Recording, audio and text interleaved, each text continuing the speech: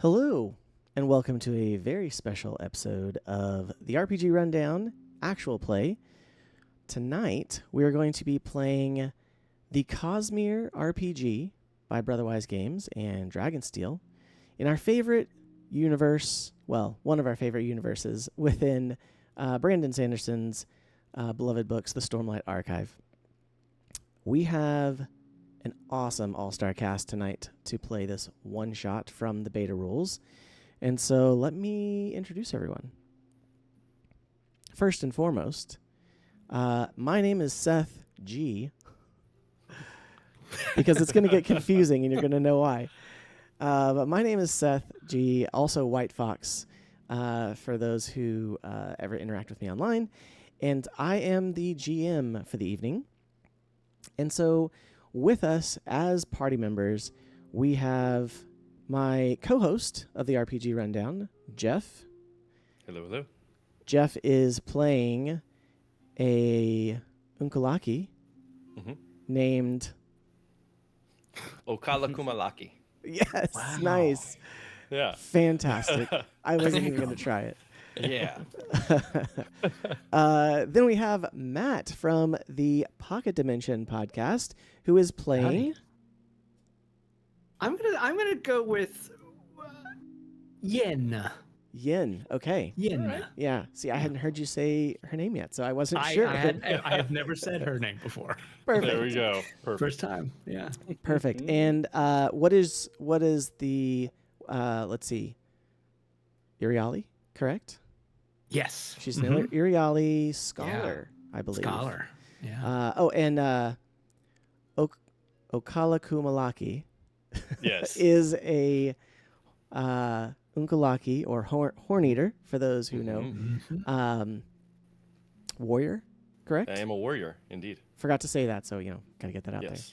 there. Then we have Seth M., if I'm not mistaken. Yes. From Seth of All Trades. Awesome Hello. YouTube channel. Definitely go check that out. And who are you playing? I am going to play, or I am playing. You are playing, yeah. Tularin. Tularin, the Thalen hunter, or Awesome. herb merchant. Yes, the herb merchant, 100%. And then we have CJ of the Next Gen Nerd podcast. Hey, Who are you playing today, CJ? I'm playing Tantor Aiden, a warrior, very smart one. That was the goal. Awesome. Although I think you, even though you're like a soldier, I think your class is a leader, correct? Yes. Yep. For the purposes of the CosmereRPG. These are the beta rules, so, they may or may not age very well. But right now, it's a lot of fun, and we're very excited about it. Yeah. Music in here is from Monument Studios, which has a Kickstarter going right now. Amazing, high-quality, movie-quality music. Definitely go check them out. For our VTT tonight, kind of doing a dual system here. We are using Demiplane because they are the host of the CosmereRPG character builder, which is fantastic. You should check it out. And then we are also going to be using Alchemy RPG for a very cinematic experience in tonight's intro adventure, which is the beta adventure. For anyone who knows, it's Bridge 9. So we are going to get into it. But first, thank you all for being here. I know Jeff and I have been very excited to share this. And we are going to, let me give you just a brief rundown of some of the differences in the CosmereRPG to kind of help you transition. Because it is a D20 based system. But there are differences from D&D, or Pathfinder, anything like that. So, let's see here. We have also the party members, and I'll probably make it available online later as well, have this handy-dandy cheat sheet, which, my camera's going to blur out, and you can't see it in the small screen anyway. But it was a reproduction of what we used at GenCon this year in 2024, and it's fantastic. It's got a lot of actions and everything.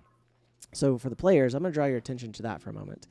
Yeah. There are several symbols on here that you need to know. All of the little triangle symbols are actions that you can take in the game.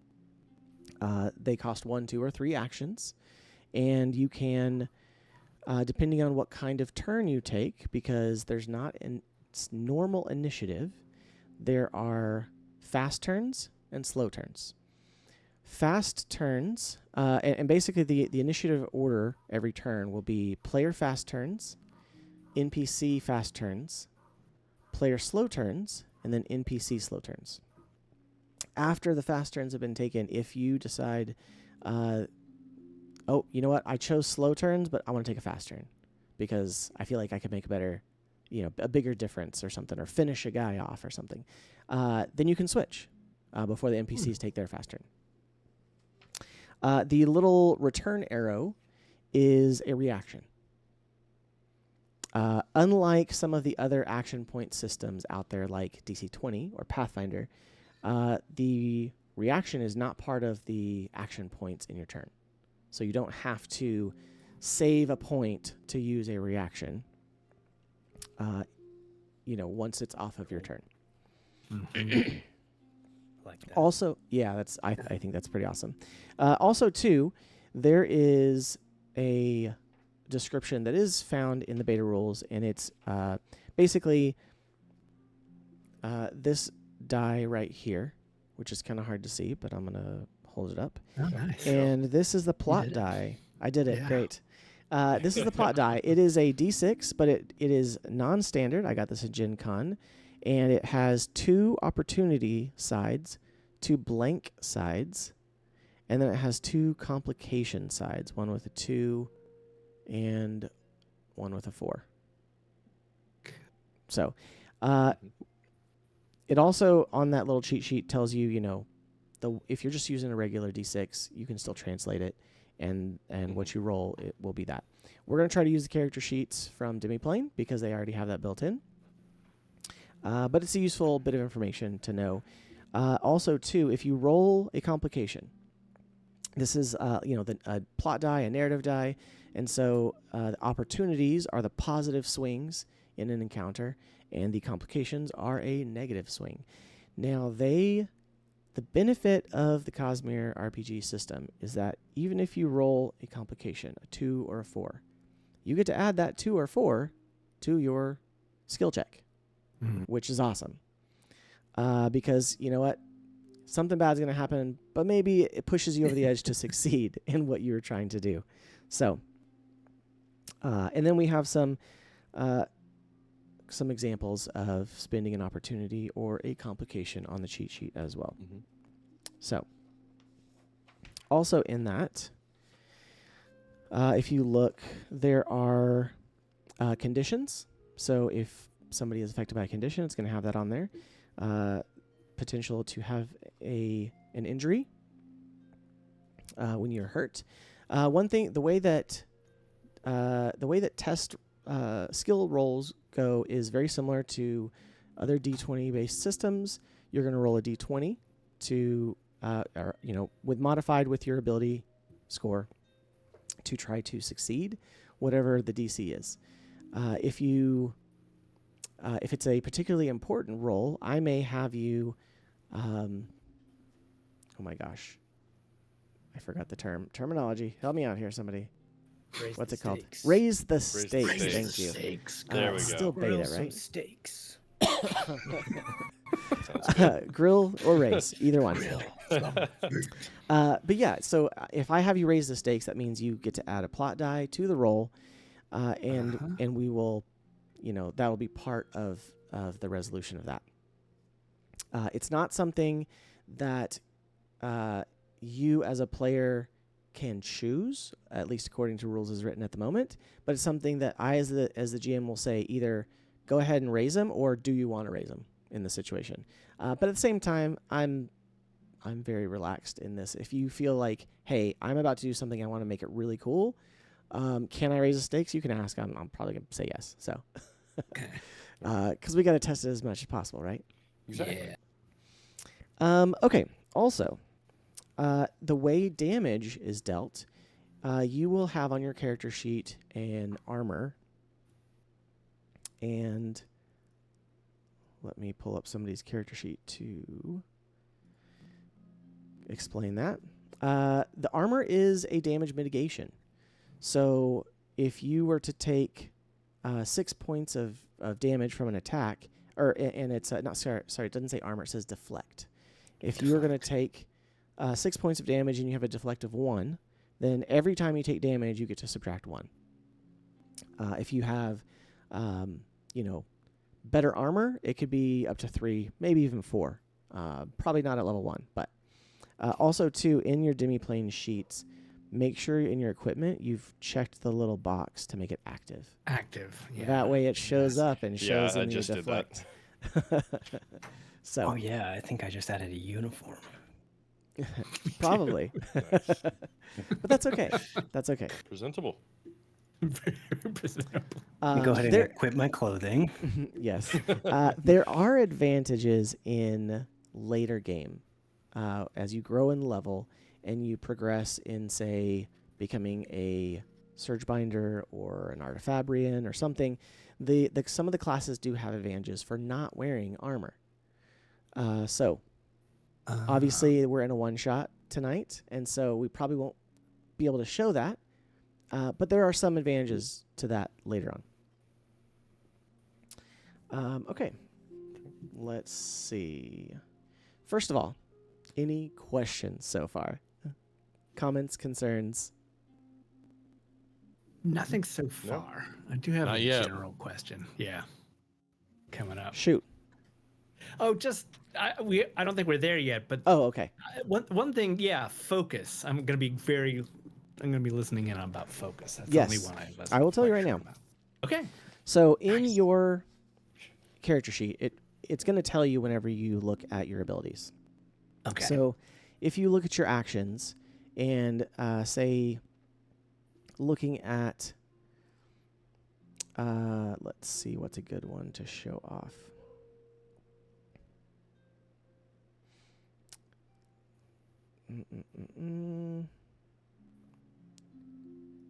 Look at dodge, for example. Okay. Mm-hmm. Dodge or aid. Everyone should have those. They're basic actions. So those are both, dodge and aid are both reactions. In order to use that action, you have to have a focus to spend. There are free actions as well. Sorry, that's the clear triangle as well. Yeah. But yeah, so in Demiplane, it will say there's one focus that you have to spend. And so I each love that. player So it probably seems- has 4 or 5. Yeah. There are ways to regain focus in and out of combat. And later in the game, if you were to have the ability to do surges, or if you had like some sort of Artifabrian device, then some of the ones who don't have surges will have more focus, and then those that can use surge binding will have focus, and they'll have another resource pool. Investiture. Yes. Yeah. The classic Brandon Sanderson term. Yeah. Yes. So yeah, those are your 2 resources, and so you'll be able to use those. They can return during short rests and long rests, and sometimes you can also, I think you can. Let's see, where's it at? There is one recover. Take a deep breath and steel yourself. And so if you look at it, you can actually recover. Like, say you hide behind a rock and you like kind of gain focus. And so you can do that. I love that. Yeah. So even in combat, that you can whole mechanic. regain some focus. That's Yeah. cool. So, yeah. Any other questions, please? Because I am not as proficient as the developer who was our GM. So Right. We won't hold that against you. I appreciate that. I appreciate that. And speaking of, I do need to open my rules, the beta rules, because I need to have that handy. even though I've read through the adventure quite a bit.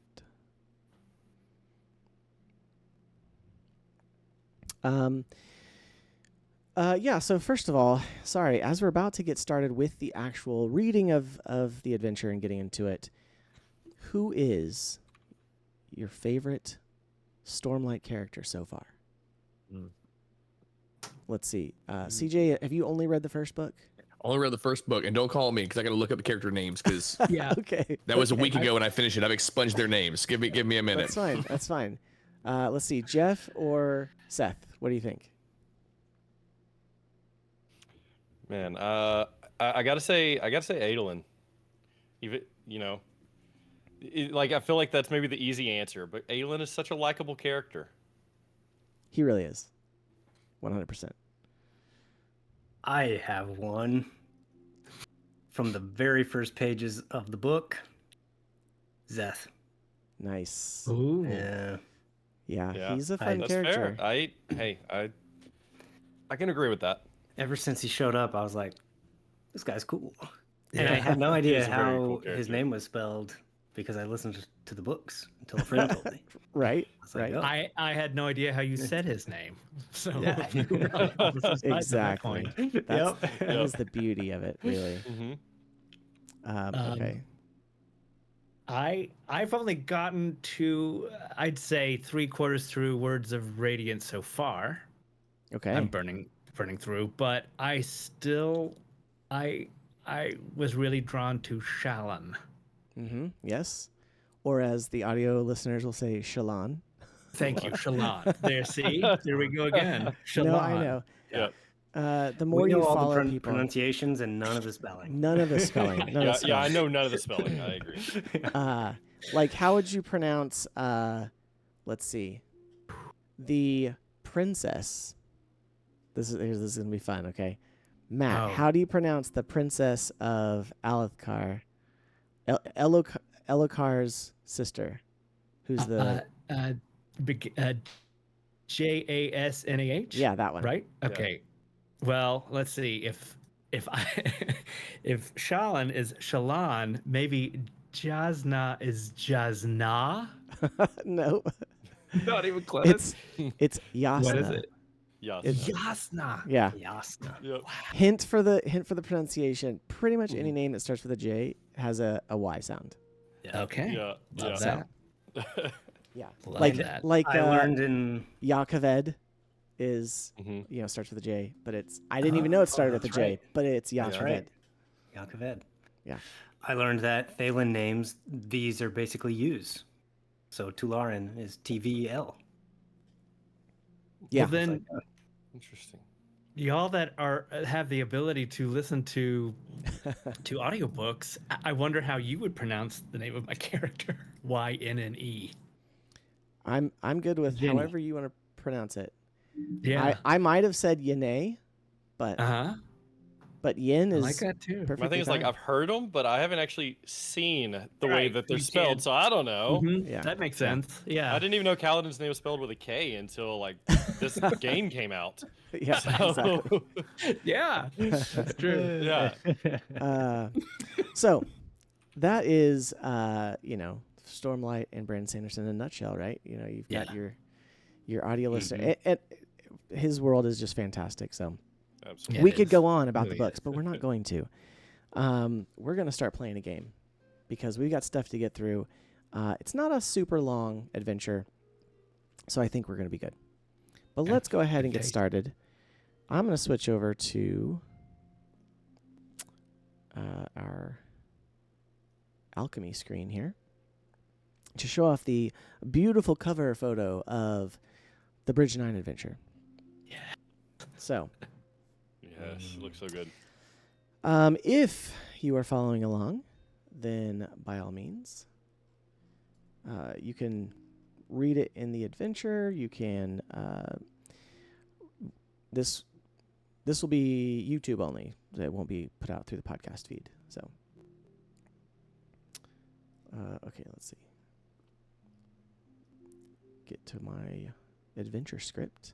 If you decide to ever do, GM this adventure, it does have a phenomenal script for the GM. It lays things out very well for both the GM and the players, even new GMs. So if you're seeing this and you're like, oh my gosh, I could never do that, you can absolutely. If you're sitting around a table, give it a shot. It's going to walk you through it, and it's amazing. So Nice. I love good onboarding for TTRPGs. Yeah, me too. So, Yes. okay. If you are new to the Stormlight Archive, it's the story of Roshar, a world of storms and war. It is a story of growth, of passion, of honor. And today it is a story that you will tell. You are not yet heroes. You currently live in a war camp at the edge of the Shattered Plains, a vast expanse of chasms and plateaus. Today, you're traveling with soldiers and scholars loyal to an Alethi noble named High Prince Sadius. That is where our story begins. A few days ago, a high storm uncovered ruins dating back to the Silver Kingdom. Now, you are part of an expedition sent across the barren stone to investigate what's left of those ruins. So, we're going to move to our next scene. Let's see. Hey, it updates. I didn't have to hit sync. Okay, nice. So here we have it. You are leaving the war camps. You are crossing the bridges of the permanent bridges, heading out with a bridge crew, with wagons being pulled by the Chul, which are way more crab-like than I ever imagined. And tall. And yeah, much taller. Like, how can you see over that shell? Goodness. But no, it's a fantastic looking image here from the adventure. And so it gives us the ability to have pretty much any type of character in the party at the moment. And so you all are part of this expedition. Let's see, real quick. Everyone go around and let me know, what is your role in this expedition? Sure. So Okalakumalaki is a horn eater who is actually serving with the Alethi military and hopes to win a shard blade for the Alethi, but more for his people. Okay. So you are a warrior. I'm a warrior. As part of the retinue of soldiers. Mm-hmm. Awesome. Matt, what about your character? Yena is in her wandering around the world, Roshar. She kind of got stuck here. She came for a very specific reason, to study with a very specific group of people, and learned what she was supposed to do, and then sort of got conscripted. Is that the right word? Conscripted? Yeah. To join these party because she's quite good at what she does. But now her wanderlust has been activated again, and really she just wants to kind of leave, but she's feeling a little bit stuck. But yeah, she sort of has become a specialist of architectural digs and things. Awesome. So part of the scholar team. Yeah. Amazing.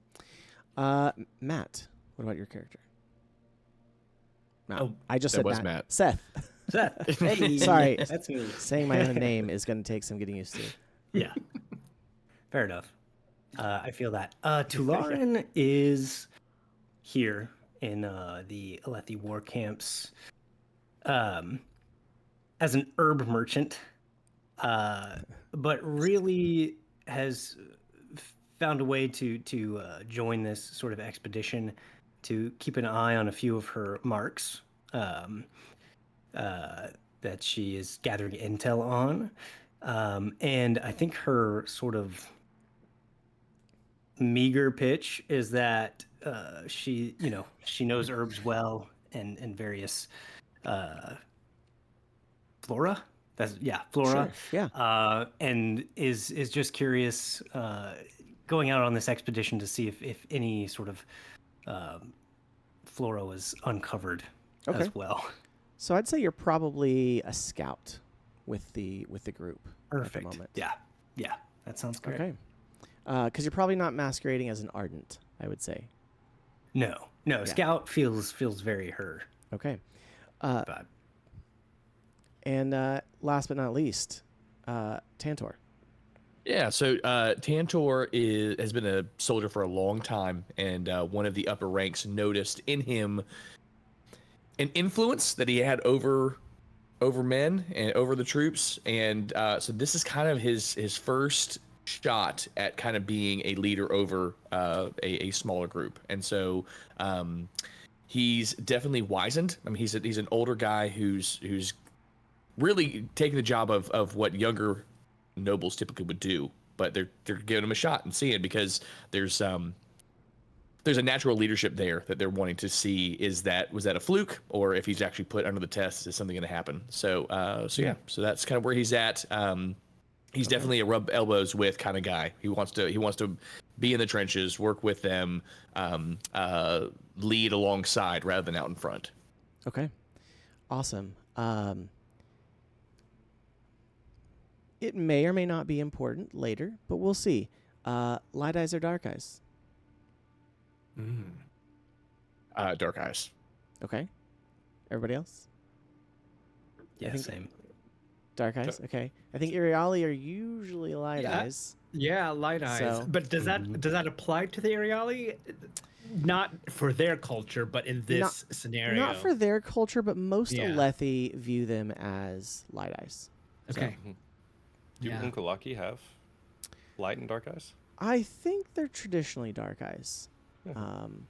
That's what I was imagining, but But I wasn't sure if there was a. Their distinction was more internal, wasn't it? From what I remember yes, from yeah. Rock They describing have their other culture. Earth Order. distinctions in their other culture, yes. Yeah. So Okay. Um, Okay. But yeah, just kind of, getting a feel for the party because we yeah. are in an Alethi war camp at the moment. So, you all are leaving camp.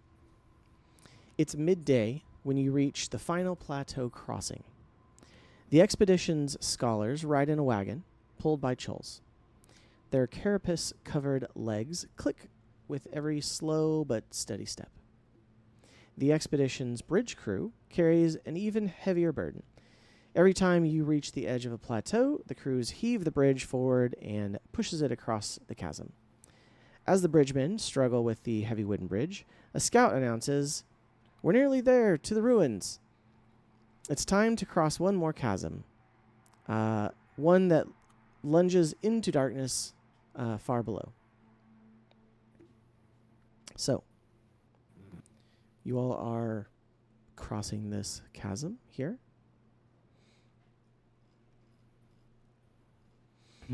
Once the bridge is in place, the caravan starts making its way across. Soldiers, bridge staff, and wagon. But as the troll reaches the midpoint of the bridge, it scuttles to the side, snaps its claws. The beast is clearly agitated, refusing to move, even as soldiers bring out ropes to try to haul it forward. What are you guys doing? Ooh. Yeah, so Okala's actually pretty good with animals, and so feeling a little bit at home here. Gonna walk up and he's whoa, big fella. Oh, and gonna try to calm him down and lead him across as I kind of reach into my pocket and pull out some treats or something that I think he would like. Okay. Sure. Let's see. Why don't you give me...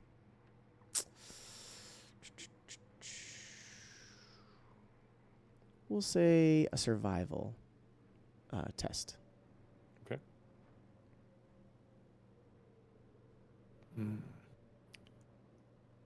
That would be a 2. Okay.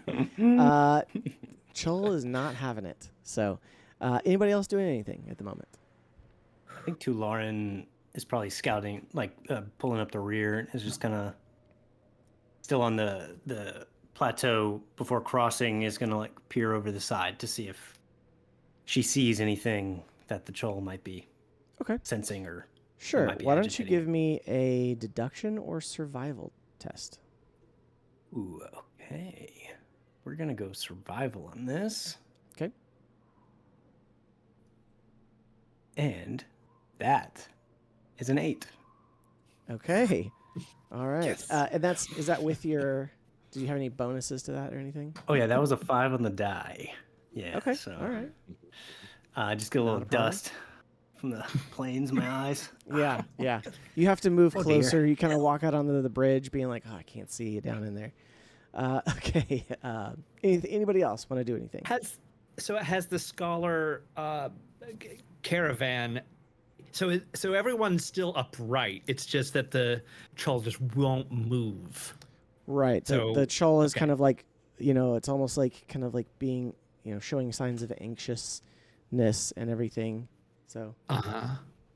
I and think it's that kind of stopped in the middle. yeah, I think Yenna would just kind of open up one of the windows, undoubtedly reading a book, kind of a little bit annoyed at the stop, Okay. and kind of poke her head out and ask who would be close by that she could ask, sort of, what's going on? I'm Why still is up in that?" front of the troll. There's Oh, right next to you.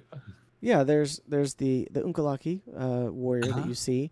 There's Yeah. also several Alethi warriors. There's one in particular who is leading the group as well. You would probably know. Yeah, you'd probably know that the head of the soldiers is Captain Selenar. Selenar. He's an Probably older. He's an spelled older Alethi man. Selenan. No, yeah. Selinar. Okay. Selenar. Okay. Well, okay. Then I might call out to the captain Okay. and say, what's the holdup, Captain? He's like, oh, the troll's refusing to move. And you see some of the other soldiers are starting to like pull on it. They're like tying ropes to it and stuff. So, but it's, kind of is what it is at the moment. Do you feel like you would be looking around? Is there a role you'd like to make? Yeah, I was wondering if do I know enough about Shull using my lore that I would be able to give a role? Let's see. I would say you could definitely do that. Okay. Let's see. And how does I have to learn how to do this too. Roll. Big button. Okay, so that's 19. Okay, with so lore. you would know, based off of watching the Chol, that this is how they act when a predator is nearby. Okay.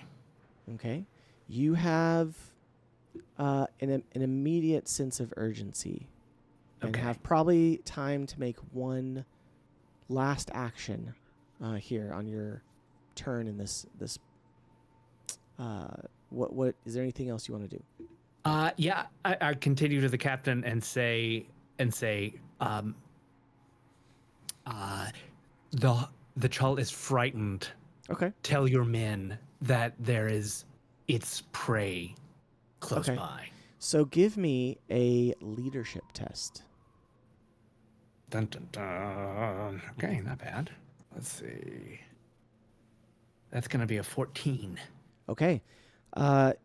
Reaching out, the captain, he bows to your wisdom and says, all right. And he calls out really quickly, everyone keep your head up.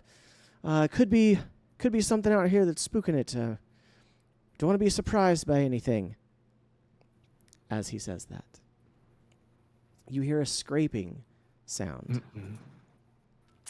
The scraping sounds grow louder, and the Chol begins to retreat into its shell.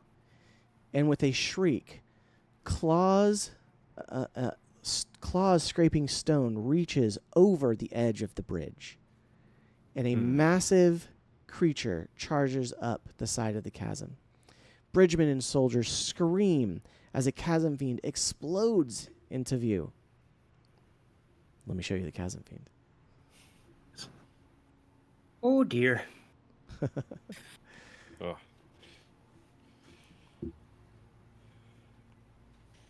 All right. If you can see it now in Oof. alchemy. Yeah. Oh, that's also not what I pictured when I was reading. Right? I didn't see that perfectly round Is this an alchemy? mouth hole. It is an alchemy, yes. Yeah. Oh, man. tactical mode. Yes. Yeah. Okay. It's not necessarily a tactical thing at the moment. Right. Oh, do I need to change something? but You shouldn't have to. If you're looking at alchemy, you should see it. I had to click the just see tactical that. mode button. Yeah. Oh, okay. Where is that? At the very I'll try top, it again. looks like a map. Yeah, very top. Yeah, it looks like a map. Boom. Yeah. See a map. I see a map. Now we've gone back. Yeah. Okay. It is, of course, now not synchronizing. I was able to see the. There you go. I seen There the it chasm is, beats there it back. is. Yes. Okay. As long as you can see it, of course. Horrifying. Let's see. A chasm fiend. Okay. Yes, the chasm fiend. Which the There we go.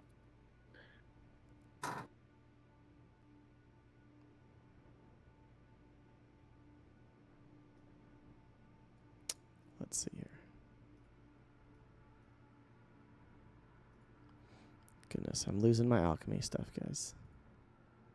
It happens to the best of us. It does happen. There we go. This is a bad Hey, there it is. This is a real bad situation. Real Not bad great. situation. Not great. I'll say. I've got a side sword. Yeah. Fantastic. Fantastic. Let's see.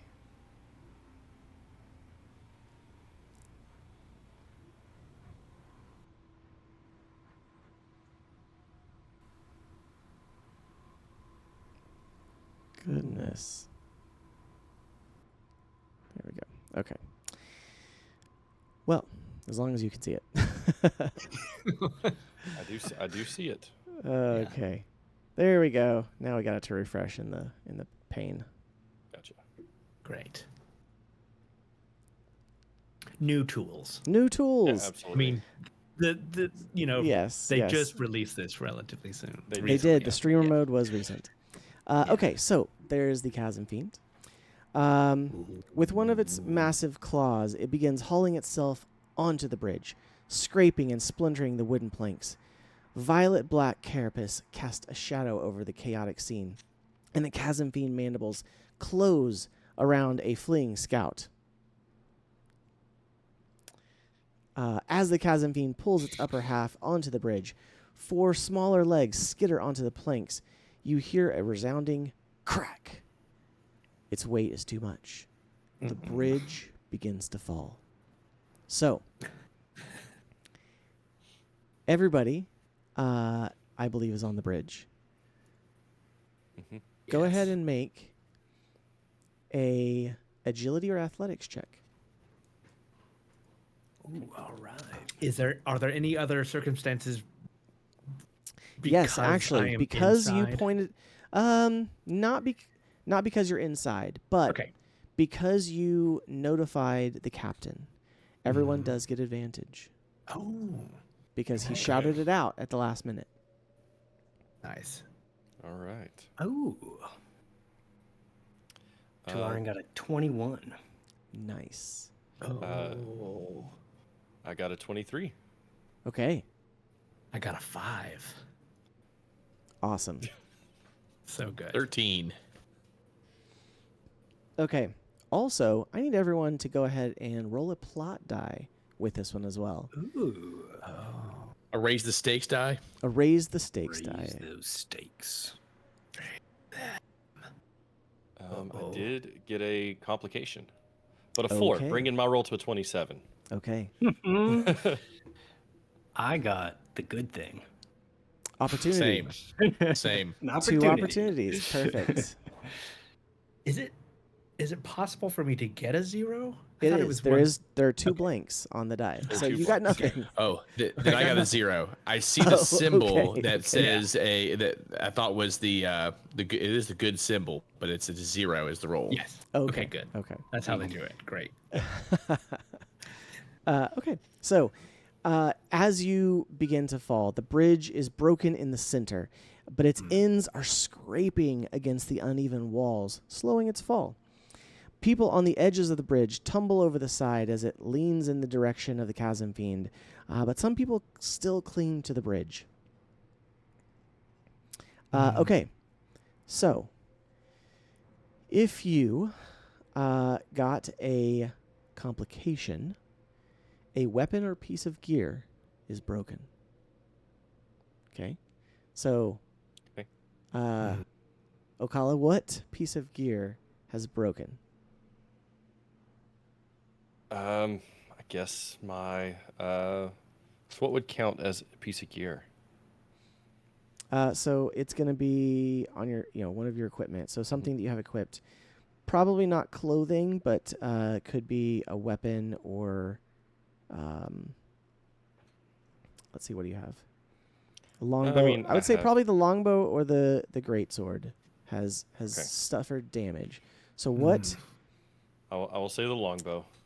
Okay, all right. Or the so water longbow, skin. Hear me out. I mean, The water skin. It'd be down there without water. It'd be very tragic. Yes, absolutely. Might not last more than a session. Yeah. Okay, so for Lauren, who rolled an opportunity, you are actually going to help mitigate damage or ignore an injury for anyone. Ooh. Okay, so tell me how you feel about this. Can I just scoop up one of the soldiers' spears and stab it into my friend Yenna's cloak or something, pinning her to the Glad you said bridge? cloak, not the leg. Yes, yeah. No. We found out who his mark was. Right into the cloak as she Yeah. begins to sort of topple over the side. Absolutely. So, Yin is kind of precariously halfway out of the carriage, and so begins to fall with the carriage, but cloak kind of streaming behind. Talarn grabs a spear, stabs it into it, helps mitigate that damage. So, I gotcha. Your damage will be half on that. Okay. Okay. Let's see. No one rolled low, so no one is going to take an injury. But the bridge, the bridge lands with a deafening crash on the chasm fiend itself, breaking a few of the beast's smaller legs. It roars in pain, recoils from the collapsed bridge, pulling itself free and retreating to the west. You hear the scraping and the roaring as it goes. So, it leaves for the moment. Okay. Let's see. Wow. Mm-hmm. Okay, pure chaos then. Yes. I grab my longbow to fire at it, and it's broken. I'm like, Just all your arrows have dumped into the pit. yeah. So have we made it across?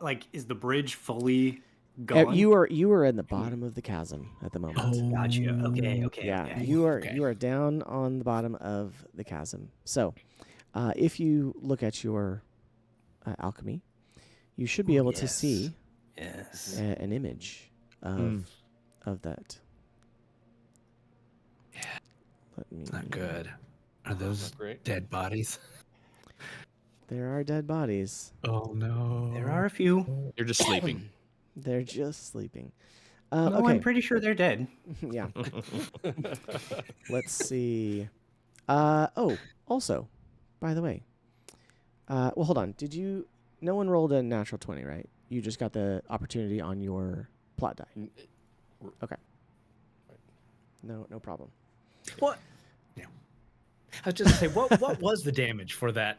I'm gonna tell you right now. Okay. So, Gotcha. okay. So, did everyone roll above a 15? No, 13. No. 13. Oh, Okay. So if you rolled 6 to 14, you take 1d6 of impact damage. So go ahead and why don't you each go ahead and roll for your own damage, a d6. And then Yin will actually take half of that. Okay. So if that's 6 or higher, but if they're Yeah, less so than six or higher. If it was 5 or less, you would have taken a d6 of impact damage and suffer an injury, which would have I been. did roll a 5.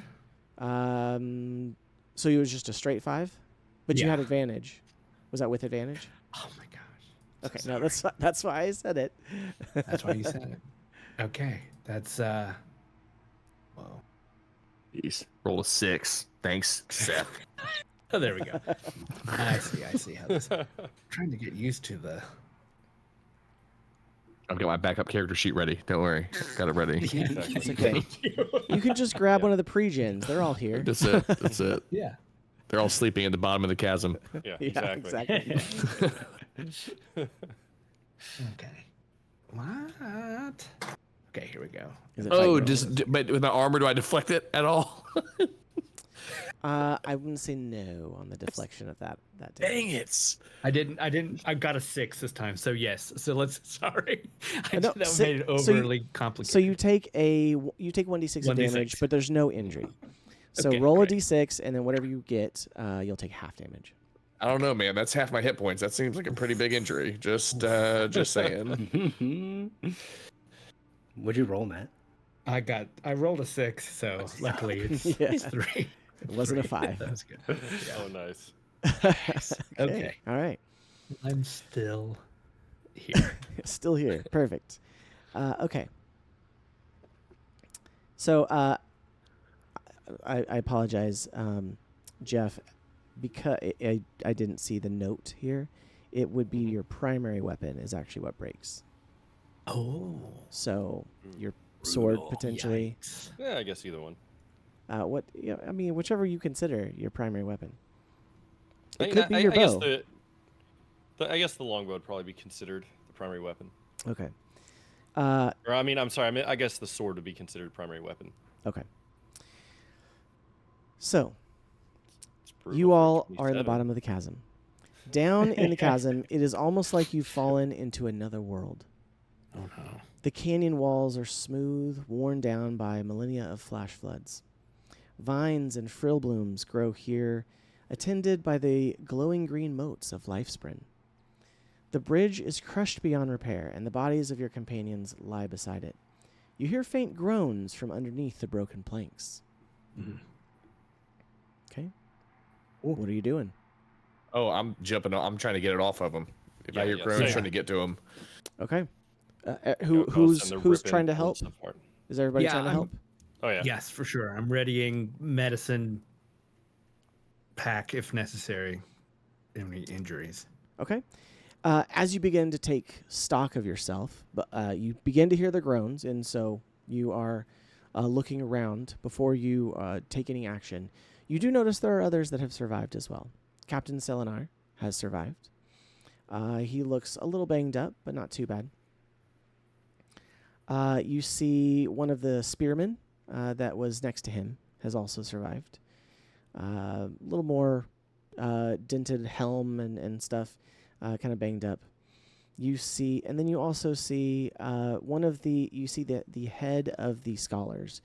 Okay. Her name is Elia Mattel. She is crawling out of the wagon. Apparently, the wagon was a pretty safe place. And so she crawls out of that.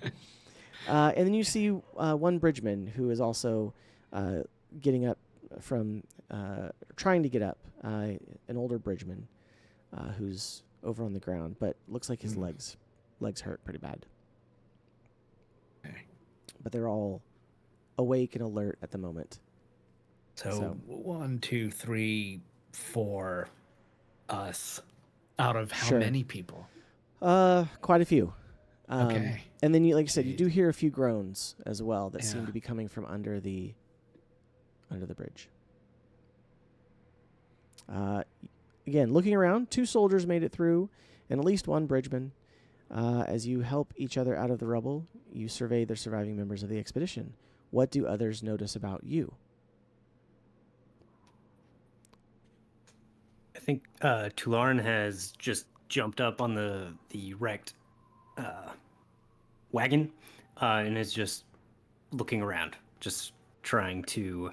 We saw the chasm fiend skitter off, but just keeping eyes out. Okay.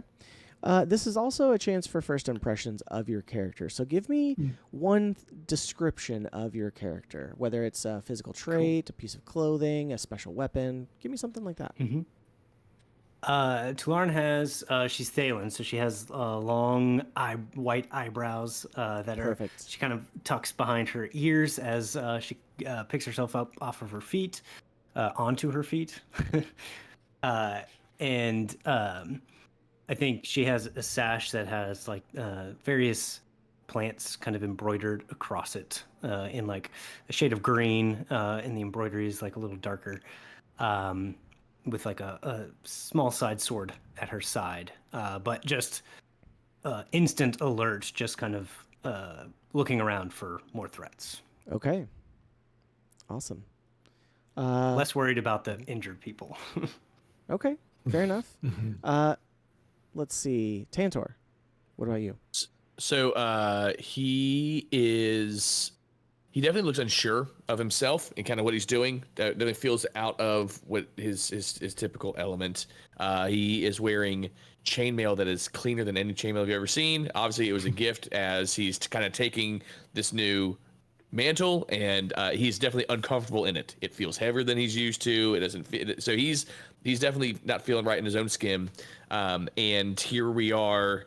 He's been not in charge, but at least in his new post for a very short period of time, and half the crew's dead and several are injured. And so he's definitely amped up right now. He is not as calm as he would like to be.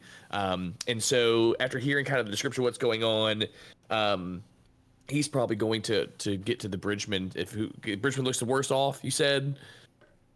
The bridgeman does look pretty banged up. So doing just a quick triage, she's probably going to head that way and start trying to give first aid, apply medicine, do something to try and make sure that they have every able-bodied person ready to go when they need them. Okay. Yin. Yenna is kind of flitting about. She kind of runs immediately for the carriage that she was riding in before she slipped out and got pinned to the. She's very well put together. She's very lovely, blonde hair, yellow eyes, which are very striking. You can tell that the unkemptness of her hair and the smudges of her on her face, and then the torn uniform that she wears all the time, which the scholar's uniform is sort of a simple robe, where pants but she likes to kind of keep them in the gold family as well. And she's not saying anything. She's kind of hunting through this to grab her backpack. She seems very frustrated to discover in her backpack that she did not bring any medical equipment. She did not bring any gauze or bandages of any kind. So instead, she just kind of starts taking notes and surveying. It comforts her to write down what she's seeing. Sure, absolutely. As you're doing that, Alaya is kind of crawling out of the broken carriage as well. Mm-hmm. Okay. She'll give her a hand. Perfect. Okala. Yeah, so Okala is this big, imposing horn eater. He is, mostly bald, keeps pretty short, kind of red hair that comes down into sideburns that are pretty thick and bushy. He keeps them cleaned up, but he likes more of the rough and tumble look. He looks kind of out of place in his, Sadius colors. He's wearing, chainmail. He's got a long bow strapped over him, and on the other side is a great sword. He hasn't yet noticed the hilt has been removed from. And at this point, he's like down in the rubble. He can hear, the groans of people, and he's just clawing at it and breaking things, and is trying to get to whoever's beneath, just kind of more like animal instinct at this point is kicking in. Okay. Awesome. Awesome. So.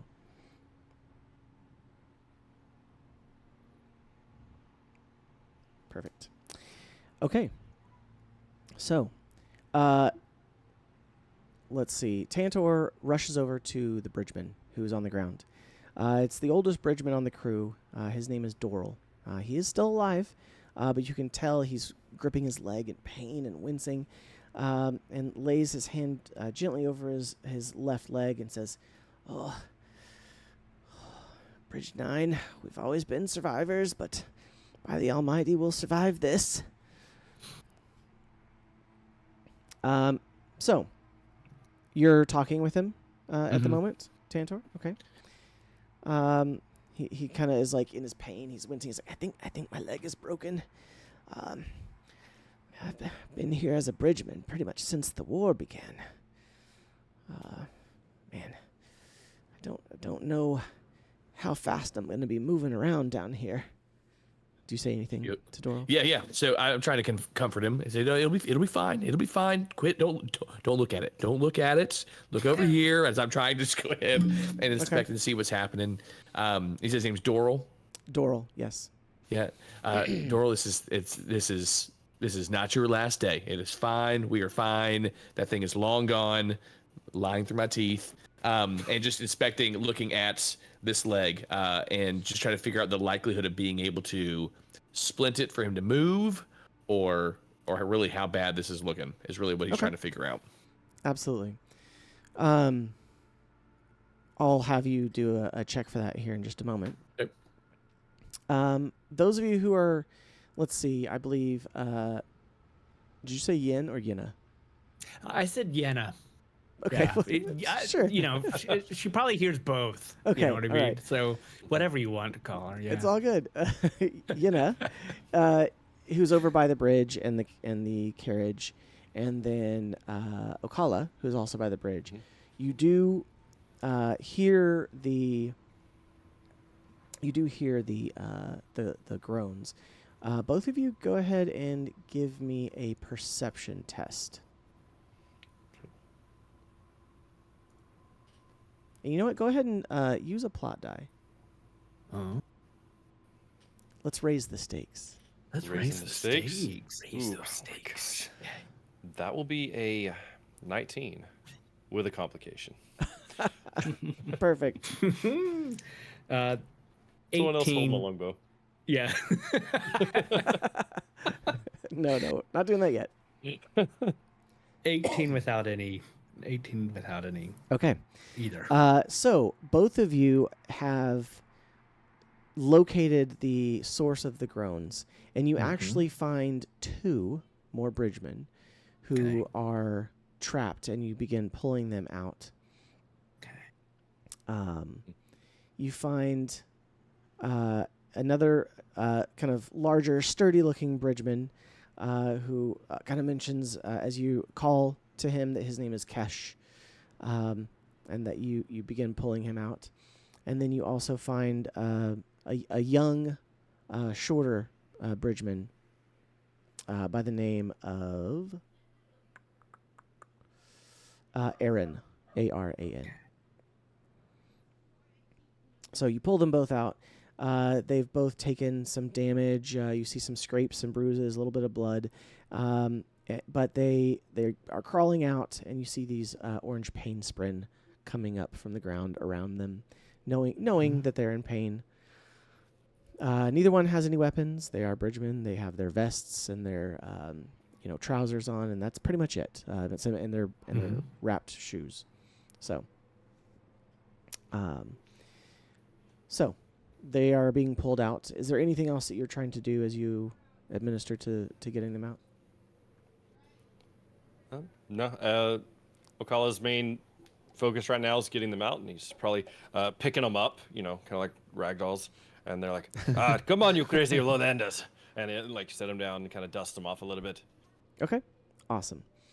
Anybody doing anything else? I know CJ will get to what Tantor is doing. Talaran, what are you doing at the moment? I am keeping eyes, ears out for chasm fiend, and if everything seems clear right now, her eyes just move up the chasm, just looking for any sort of exit. Okay. I would like to go to my new friend and thank her very much for, Oh yeah. saving me. Gladly. There's like a rip down your cape. Yeah. Where the Yeah. spear. Sorry about that. It's But probably worth it. Yes. I Okay. hope so. The other characters down here of the party, the soldiers, they begin looking around as well, trying to search for people, for supplies, and the like. You've got a little bit of time here. Let's see. Tantor, you're trying to heal Doral, correct? Correct. Okay. Go ahead and make a... Let's see. Roll your recovery die, which, if you're looking at your character sheet... Cool.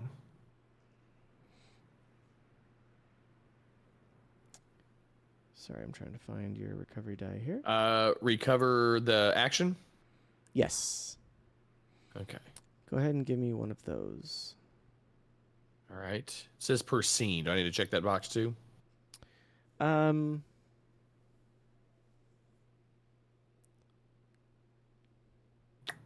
not right now. Okay. 3.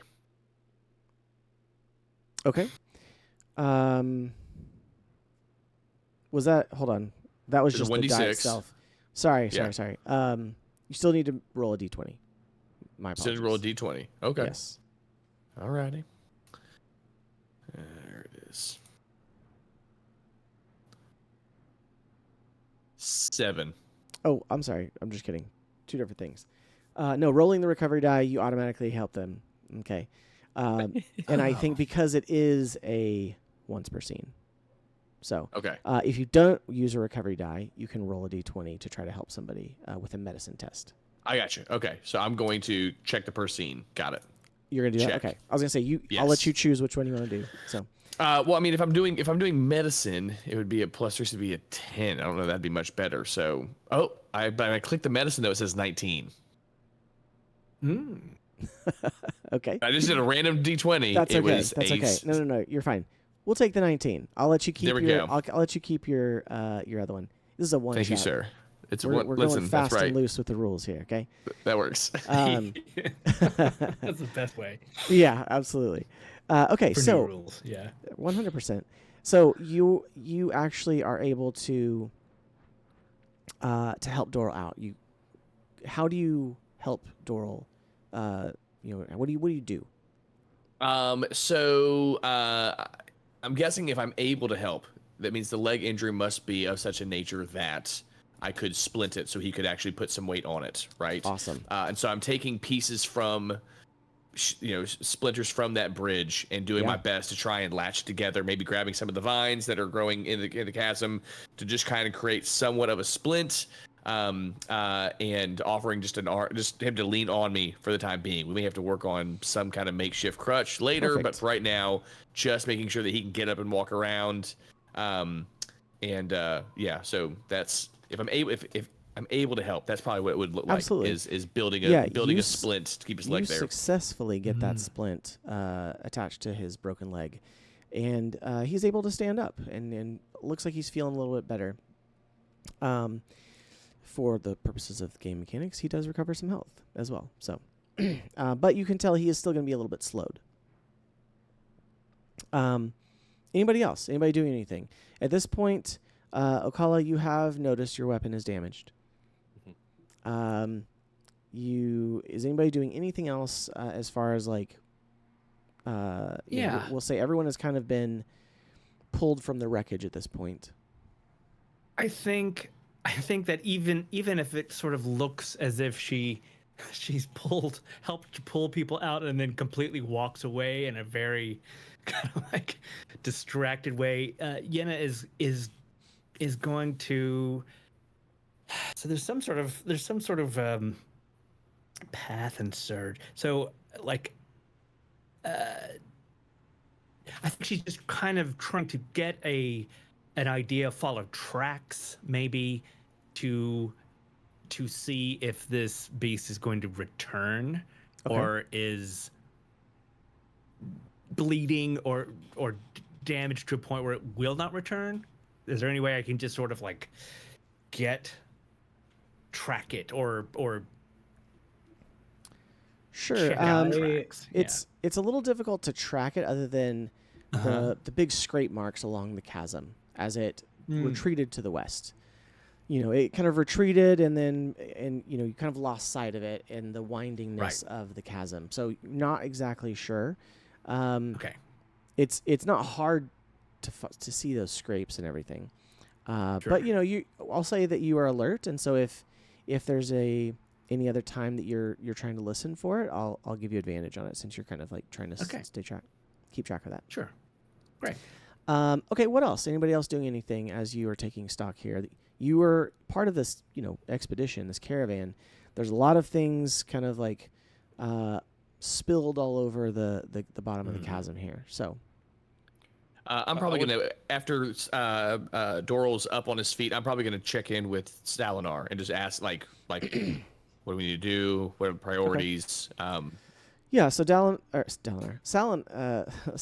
is saying he seems very frustrated, angry, even just at the fact that they're down here in this chasm, and he's like, well, we need supplies. We need gather any food or water. Make sure we have enough tools or weapons. We're gonna have to get out of here, and then obviously I don't see us climbing out. So. Well, everyone's doing that. O'Call's seeing if he can. He's trying to repair his sword. Okay. He's holding hands in hand. Yeah. Give me a crafting check. Oh. Right. Because you can repair a piece of equipment even in the field. That is a 10. That is exactly what you needed. So you are able to fix your sword to the handle is once again useful. Maybe not the prettiest, but it is It'll do the job. A little wiggle to it. Much more better, yeah. We'll say he figured out it wasn't the handle; it was just the cross guard. He just kind of puts it up, kind of like wraps it with some leather, so still usable. Okay. Are we still trying to go to the ruins or just survive? So Selenar, he kind of looks around and the scholar who is with you, she says, well, we're going to have to get out of the chasms here, and obviously we can't not climb up these walls. The ruins are most likely the safest choice to try to escape out of the or the ruins to escape out of the chasm here. We were attempting to traverse through the ruins down into them, so there, I believe, is an exit, at least from what the scouts said. Okay. I will start. She seems to be trying to gather up some of her, scholar equipment. Brushes, tools, parchment, books, kind of thing. She's also getting a bag as well. Tularin kind of wander, not getting too far from anybody, but kind of do a perception check or something to see, just look for any signs of ruins in the direction we were headed. Okay. Or without would you like even something having else? no, I'd say you wouldn't need to make a perception at this point. You know the direction you need to go. But you can't see him yet, so it is a little ways away. So, okay. How many scholars did we lose? Other scholars. You lost. Probably. I would say that you're probably half the team, the two of you. So there's probably a couple others that you lost as well. Oh. Okay. Yeah, it's a rough day for all. Did you know him? Not very well. Not very well. But they seemed perfectly sufficient for the job, which is What a bummer. important. Yeah, it is. It is. So I kind of Marie Kondo the wreckage and try to get the, what is her name, Aaliyah Yeah. to kind of focus on which books and papers we actually need and which are Okay. not necessary, and kind of stuff. The ones that ones- bring you joy. Spark joy. Yeah, Yes, yeah. Whatever exactly. brings joy. It's just we only Perfect. carry what you can absolutely walk long distances with. Okay. Yeah, and I'm ready to go as well. Okay. So, is everyone ready to go? Is anyone still searching or trying to find things? You do notice a few of the, like the bridgemen have picked up spears from some of the dead soldiers. They've, How does Selenar feel about that? Yeah, I was gonna say, does he is not happy about it, but he's kind of like distracted and letting everyone kind of salvage things. I'll pick up a spear as well. Okay. And use it as a walking stick for now. I kind of mentioned to Selenar. I say I'll keep an eye on them. I'll stay back here with them, and you focus on being out in front. So I'm gonna. I have Tantor has full trust, and they're going to just try to survive. But Okay. just to try and help Selenar to not be whatever. I'll be back here. That's fine. Sure. So, you say that as you kind of get started helping before you start building this splint for Doral, and so he kind of searches for a while. He kind of tell he's getting frustrated as well. As you all are continuing to search, even though you're getting close to being done, you see that he actually gets to the point of frustration that he seems to be ready. He says, he's like, we need to keep moving before that chasm fiend returns. The heavy-set spearman beside him kind of nods and shouts, looks up at the top of the chasm and is like, hello, anyone there? Please help us. And Selenar kind of smacks him and says, yeah. Varda, you crimp-sucking idiot. You'll bring that beast down on us. Even so, they kind of like look up around. They don't see any response or anything. But How bad were we that we were all on the bridge? Like nobody in the front, nobody behind. We're like, let's get everybody on the bridge at once, please. Yes. well, it's a scholarly expedition, right? Yeah. Yes. Yes. Aaliyah Matal starts to speak. Perhaps we should. And before she gets anything out, Selenar interrupts. Brightness, this entire storming suicide mission is your fault. Just do what I say from now on. You see anger sprin pooling from underneath him. Whoa. No need to get all He shouts at Varda flustered. to get moving. He says, come on, Varda. Look, if that chasm fiend comes back, we don't want to be caught here.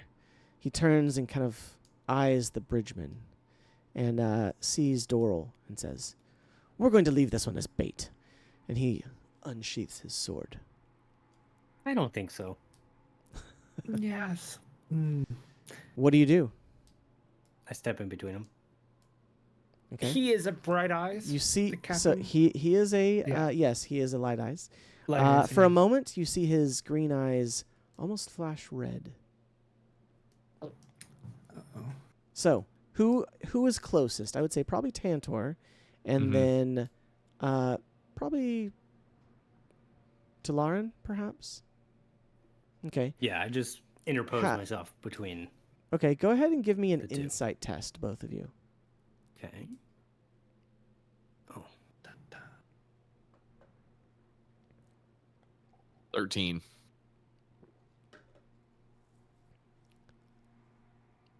I got a 13 as well.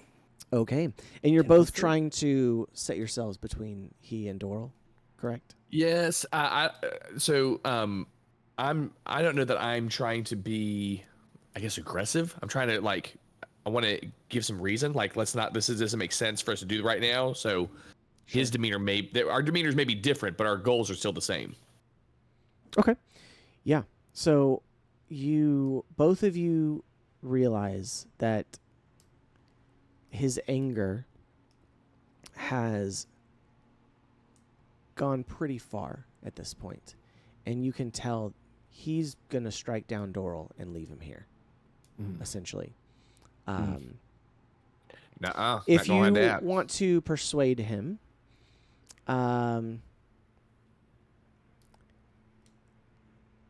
before you begin persuading him, to Lauren, are you trying to persuade, or are you just jumping immediately to physically defend Doral? No, I'm just stepping in between. Just to be a barrier, or Okay. Sure. So yeah, I would say probably trying to persuade against Okay. it. Perfect. Now I have the surge decisive command that kind of lends a little more credence to what he's trying to say. So I'm probably going to, if possible, use that as well to try and. Okay. So you are trying to convince him, and Talaran basically jumps in front of the sword at this point, because Selenar is like, he's drawn it and he's walking with intent, and he is getting ready to come swing it down onto it. You're trying to convince him. I would say first, Talaran, give me an agility test. Okay. With the plot die, raise the stakes. Okay. And I was gonna say, if he starts to swing, I'm gonna try and just disarm him. Like, to like use some agility to remove the weapon. Then you know what? Instead of agility, let's do.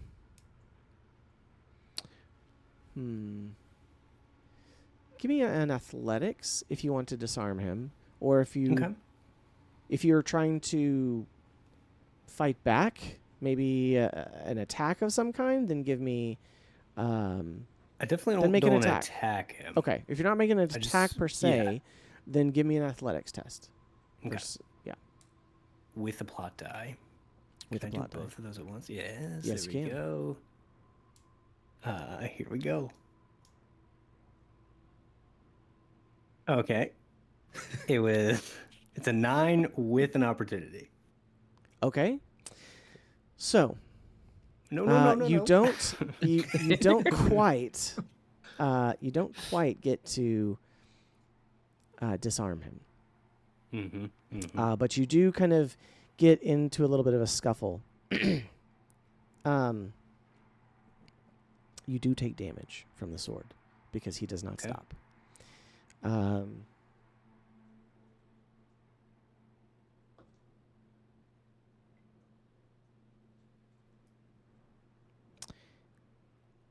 Let's see here.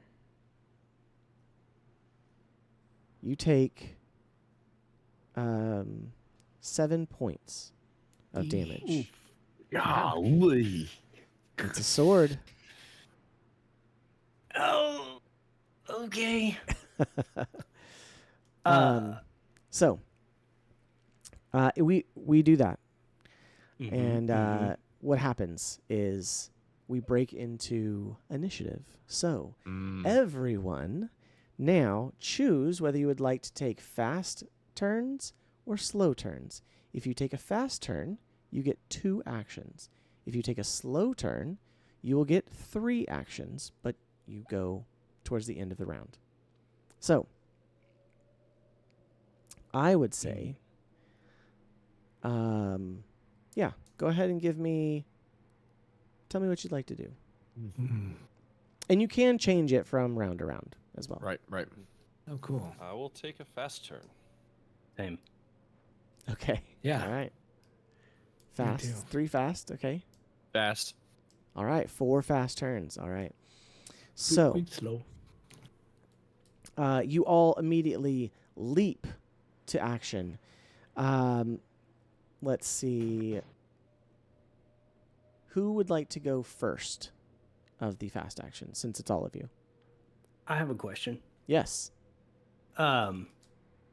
And maybe you already said something about this, so just let me know if you did. Yeah. But can I, since the sword kind of caught me, can I use that opportunity I rolled to also like trip him though, to kind of slow him down a little?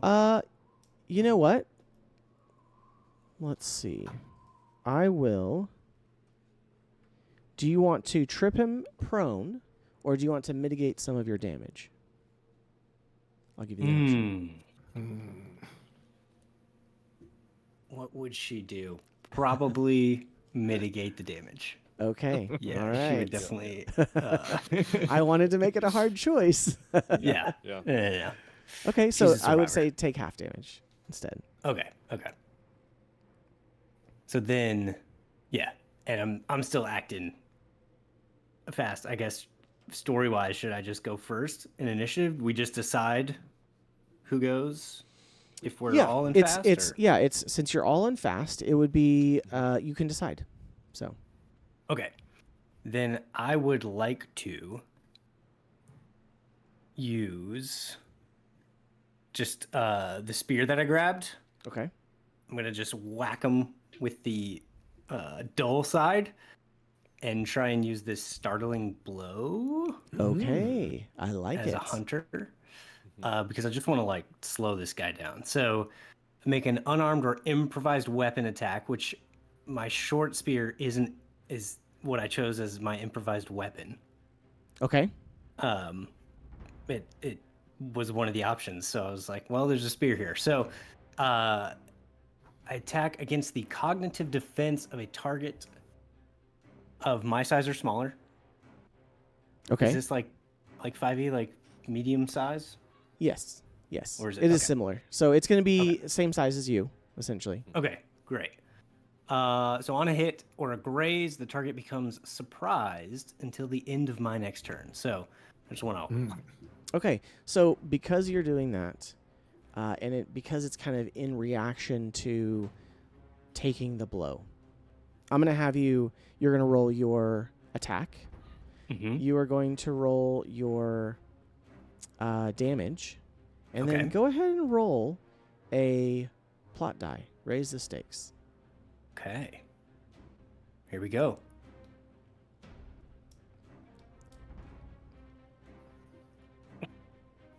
Well- That's a natural one. Okay. All right. With a blank on the plot die. Nice. And I guess damage doesn't matter because it was a nat one.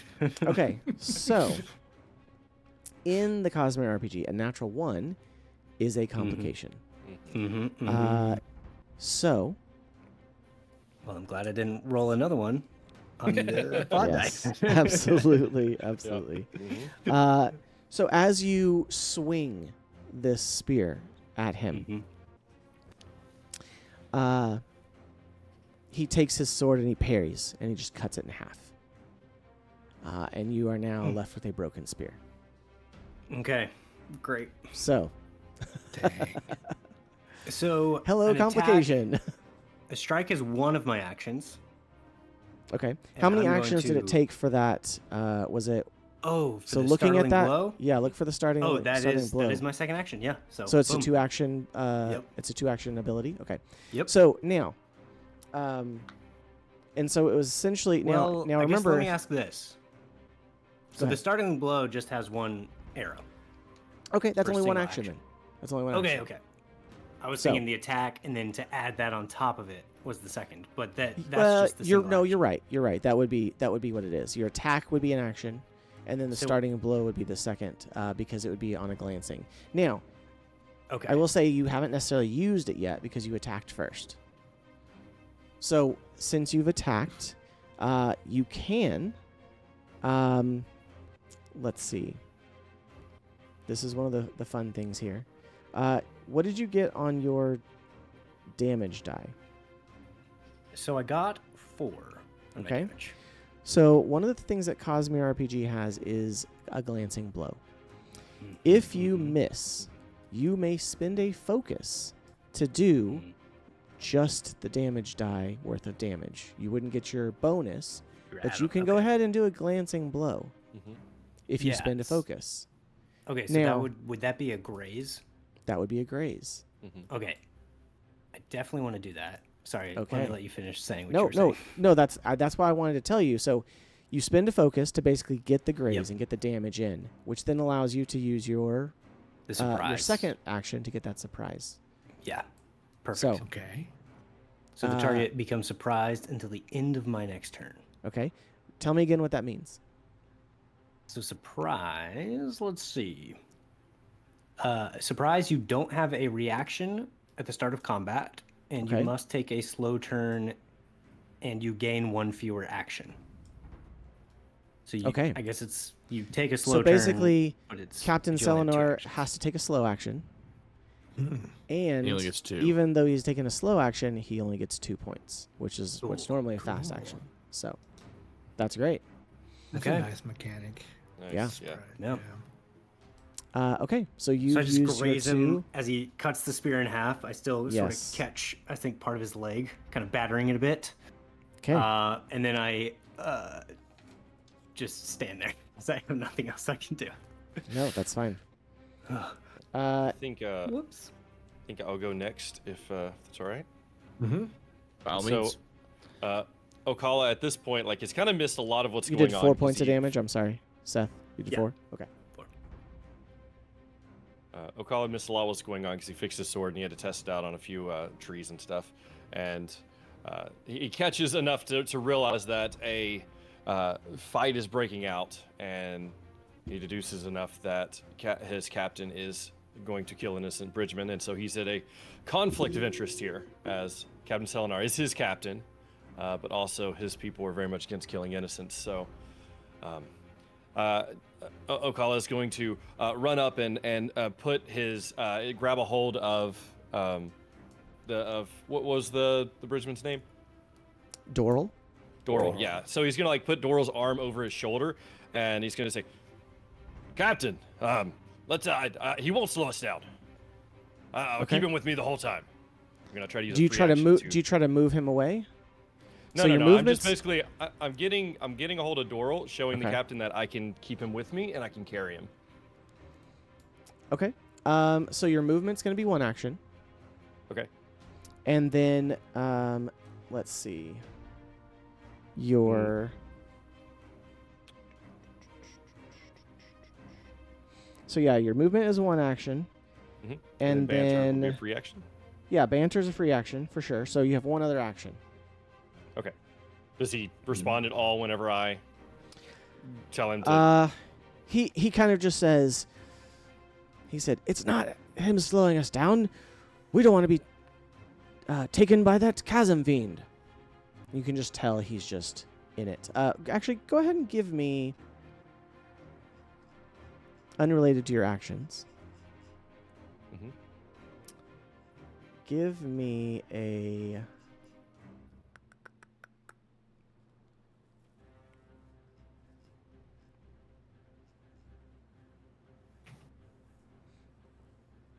Sorry, where's it at? Give me a lore test. This is a free action for you. All right. In fact, oh, Seth disappeared. He's just fixing his camera. Oh, There okay. he is. Seth, since you also have just gone, since you're the first 2, both of you give me Yes. a lore check. That will be a 21. Nice. And not a natural 20. 17. Okay. I almost said 71. 71. You, They said it couldn't be done. They Tell me said all the no. lore. you both realize that the thrill has taken over Captain Selenar. Oh no.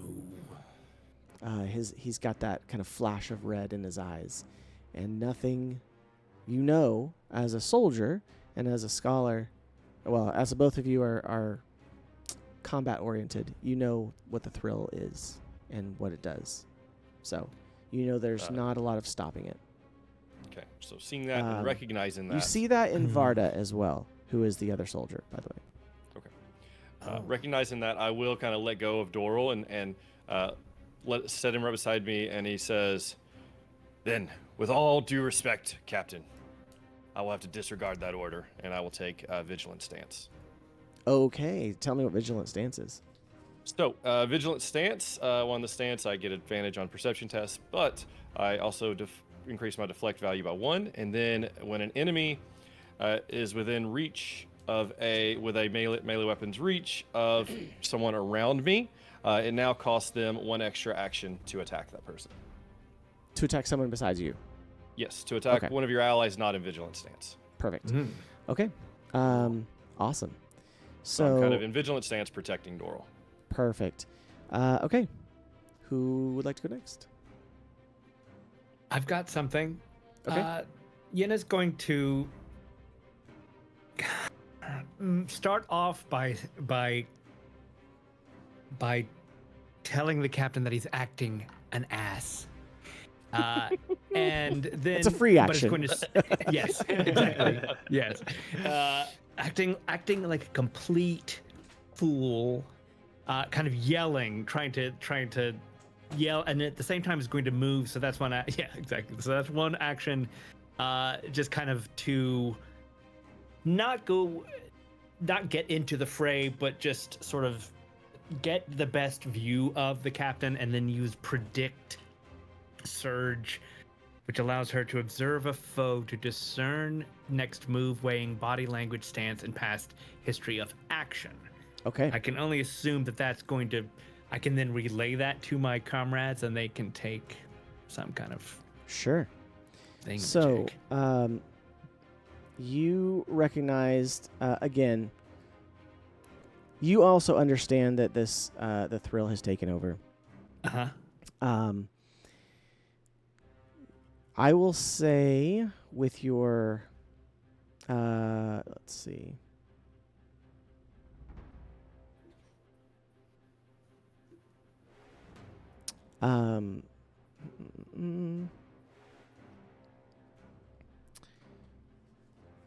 Mm, like maybe if I both realize that the thrill Sure. is happening, and I get into spot, and I just sort of whisper. I can maybe predict that he's going to lunge at Sure. someone, and then that would give them advantage on the next. Yeah, I think Maybe? I think Something that like that that. would I be don't right. really know how this works either. But No, I'm no. kinda It's guessing. good. Yeah. Sounds like something. Sorry, I'm trying to look at your character sheet here to look at Sure, yeah. predict. You observe a foe to discern the next move. Yeah.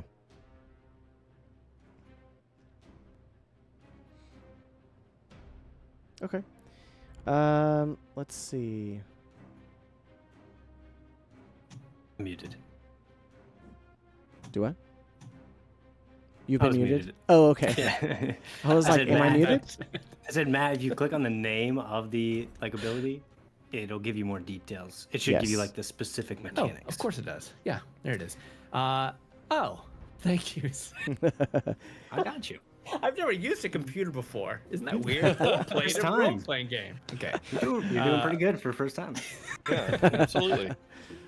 Oh, okay. Here it is. A deduction test against the cognitive defense of an enemy. You gain an advantage on this test if the target has already acted on this round, which he has not. Has not On a acted. success, you accurately predict the immediate intentions of that character.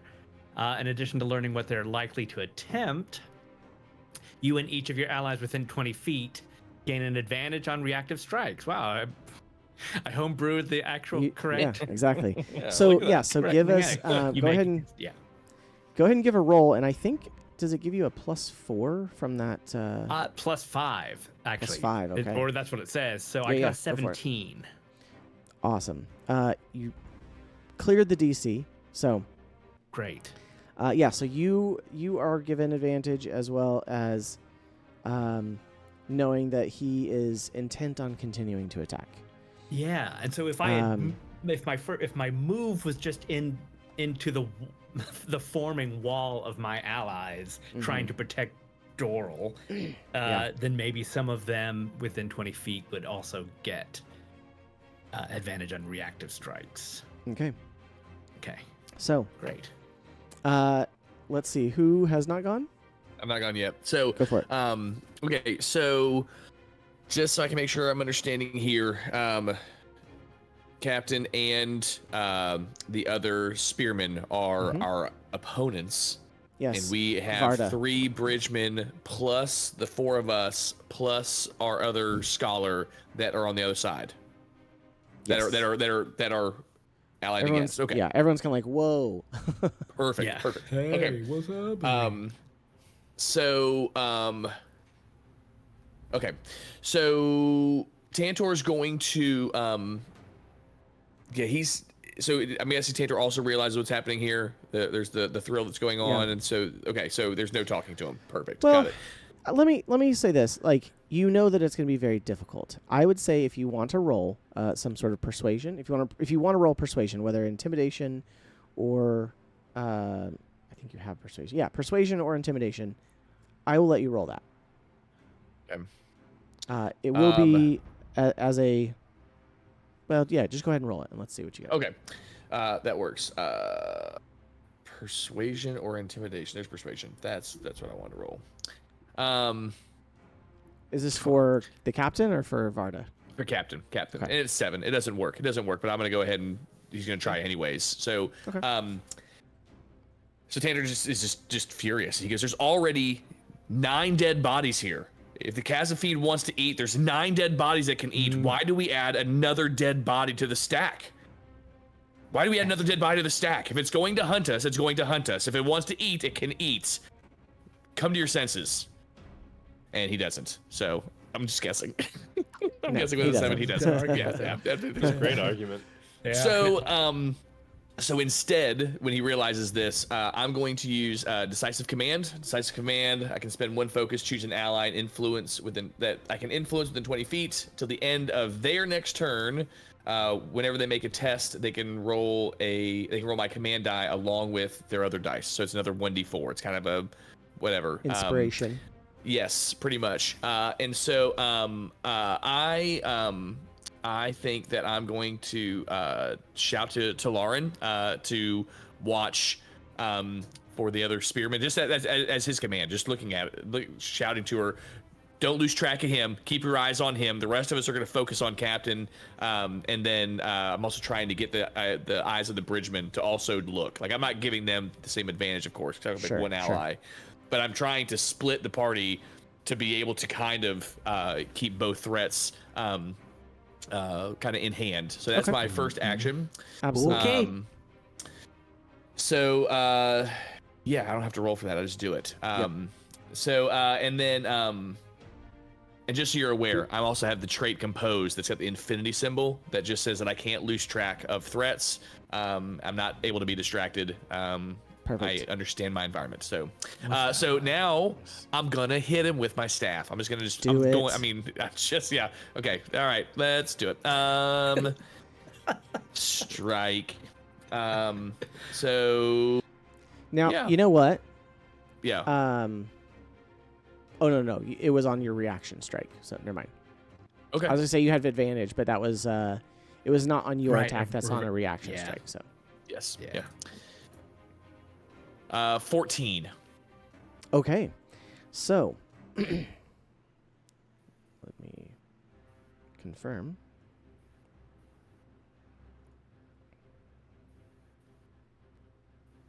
I believe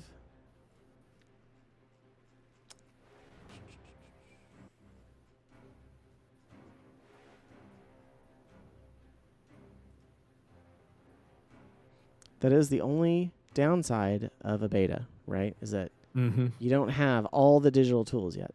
So, Right. so I have to manually track my adversaries. But that's okay.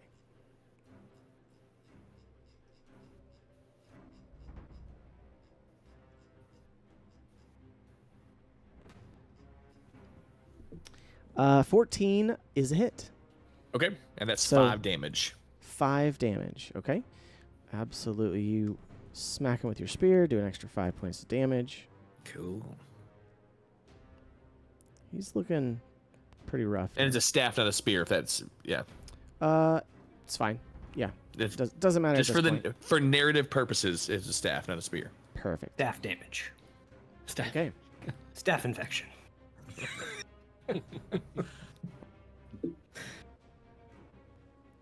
Okay. Is that all your actions? Those are all my actions. Yep. The last thing is he, as he hits him with his staff, he says, "Don't be an idiot." Like that's just the last little comment. Sure, Yeah. why not? Words Okay. to live by. Words to live by, absolutely. Okay, so.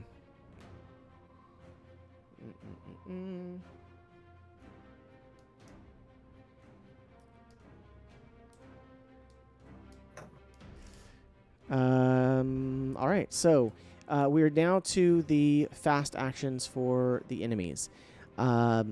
The captain was going to take a fast action, but he has to take a slow action now, and is also losing one of his points. So there's no other fast action, so we're moving to slow. None of you took slow, but now the captain is going to take his action. He is unconvinced. You see the bloodlust in his eyes, the pools of anger sprin, just like blood around him. And he is going to attack. He still is, let's see. As a reminder, on your cheat sheets here, there are, you can spend focus to do things like dodge. Yes. There's some, look at your actions, whether on the cheat sheet or on your character sheet. You do have some reactionary type things you can do.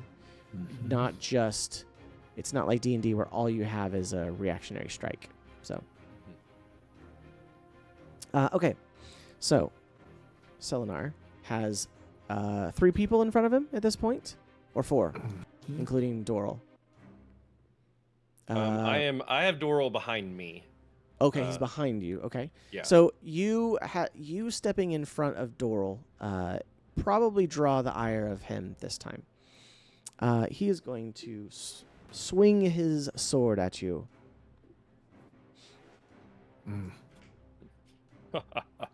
Bring it, puny lowlander. Perfect. Well, you know what? That's going to be a 4. So he does not hit you. He swings and you. What do you step out of the way, or do you just kind of like bat it to the side? I have my great sword in hand and I just bat it away. Okay, perfect.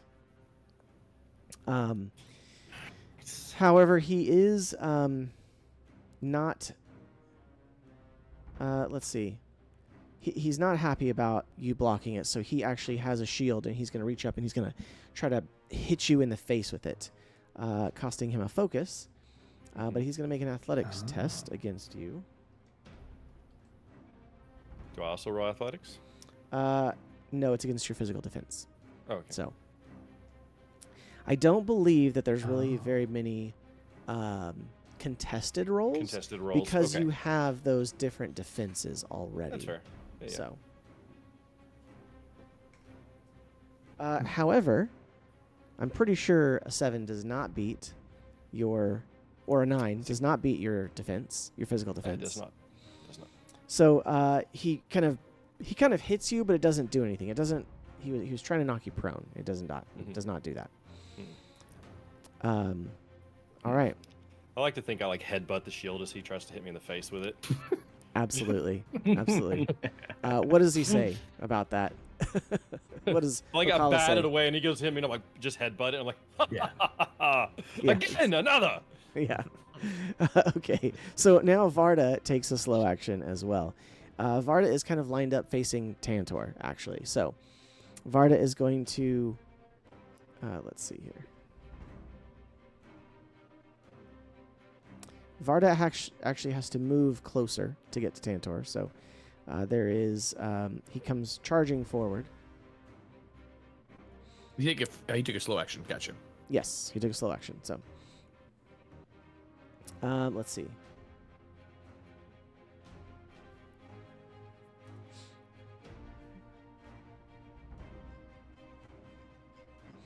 Okay. Varda is going to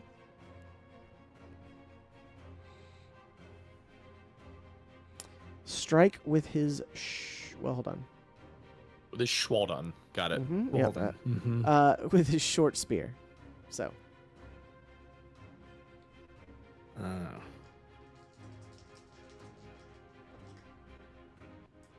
that is a 14.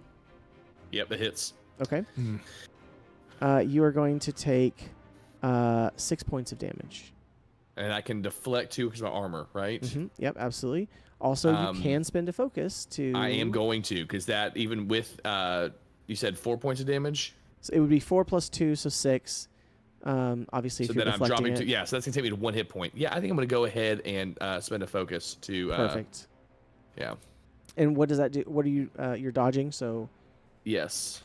hold on. I gotta remind myself. When an what enemy dodge targets an does. attack, but before dice are rolled. I'm supposed to do it before dice are rolled. Oh well, you know what? That's okay. We're all learning. So dodge away for this time. Next time you will Dodge have to do away. Yeah, I would have. Listen, yeah. All right, spent didn't one know, focus. okay? We didn't know. We that. All didn't you know. haters out there. Just kidding. No one's hating on us for doing this. No. No one's hating. You know why? This is why. Well- Because dodge makes it a disadvantage on the attack. Okay. That's why you do it beforehand. That's a good reason. Oh. That makes Okay. sense. You gotta dodge. doesn't- duck, dip, dive. It doesn't change dodge. the outcome, unfortunately. Oh, That sucks. So, That's however, all right. No, it's fine. Let me go ahead and drop to 1 hit point. You know, them's the bricks. okay. Breaks. All right. Okay. So we go. Also, on your actions too, on the basic actions, you do have second wind. Like everyone has that as a 2 Yeah. action Yeah. recovery. that. So, again, there are things you can do to try to mitigate. No, I don't don't have forget to look at it. those. Like it may be on the sheet, but it's not on my Oh, character okay. sheet. Oh, okay. I Then think it's recover on the I difficult. think Yes. it is Got it. recover. recover. Yes. Okay. Okay. Perfect. Got it. And that's why these are outdated. All right, so just kind of location-wise, is Tantor or due to attack you near me, or are we kind of? Yeah. I mean, if you three were basically in a wall in front of him. Now. What was that? Was it disadvantage again? No. So if the person who attacked Tantor is within melee range to me, it would cost him an extra action to make an attack against him. Perfect. Then that is the end of his turn. Mm. So he still made it, the attack action against Tantor, but all right. Okay. So now that we have done that, let's see. Everyone begins to come back around. So So our bridgemen don't attack, and the other scholar doesn't have any other actions that she does. the scholar, let's see. You know what I'm saying? Like I'm Yeah. just. Nah, They y'all look ran and pretty. cried. They look pretty Tragic. shocked, honestly. This Okay. is all happening Yeah. so fast that they're pretty shocked. And the bridgemen are not soldiers, mind you. Right. But they picked up sticks with pokey ends. They did. They're a little ways away. They're But gonna- again, yeah, they're gonna kind keep of 'em for later. shocked by Okay. this. So All right. Okay. Those are just your Tantor's gonna have a backup, talk with them backup later. characters when he kills you. They're not actually here. that's right. That's That's for it. when you die. I'm just Last kidding. time I fix your leg, Doral. I'm gonna let you go ahead and get stabbed next time. My goodness. Okay. Fast or slow actions? What Slow. turns? Yeah. Okay. All Oh right. yeah, Going. I'm going slow this time. As I'm just kind of holding a defensive posture. Same. Mm-hmm. Sure, I'll try slow this time. Give it a shot. Okay. All right. all right. Which, He's still the surprised till the captain end of your next is turn. Surprised until the end of my next turn. Yep, So he has yep, Okay. his yep. turn. Okay. All right. No, I like it. Okay. So, if everyone's taking slow actions this turn, the captain is the only one taking a fast action. However, he has one less action point to spend. He is a little enraged by Okala's headbutting of his shield. And so he winds back and is going to... Well, before he attacks. Okay, before he attacks, yes. I think with surprised, it says you must take a slow turn, Yes. Oh, and you you're gain one correct. fewer. Well, he did take a slow turn last time. But it's until, it's till the end of your turn. his Okay. next turn. Yeah, it's till Just the end of kidding. my next He turn. doesn't get to Yeah. do it. So we're just in slow attacks or He's slow still turns. surprised. then. Yeah. Okay. This is a whole slow round. Even better. And he Even has, better. and he Okay. has one less action. It's true. Or I Okay, so guess- no, he won't. By the time it becomes his turn, he won't be surprised anymore. So he'll get all 3 actions. right.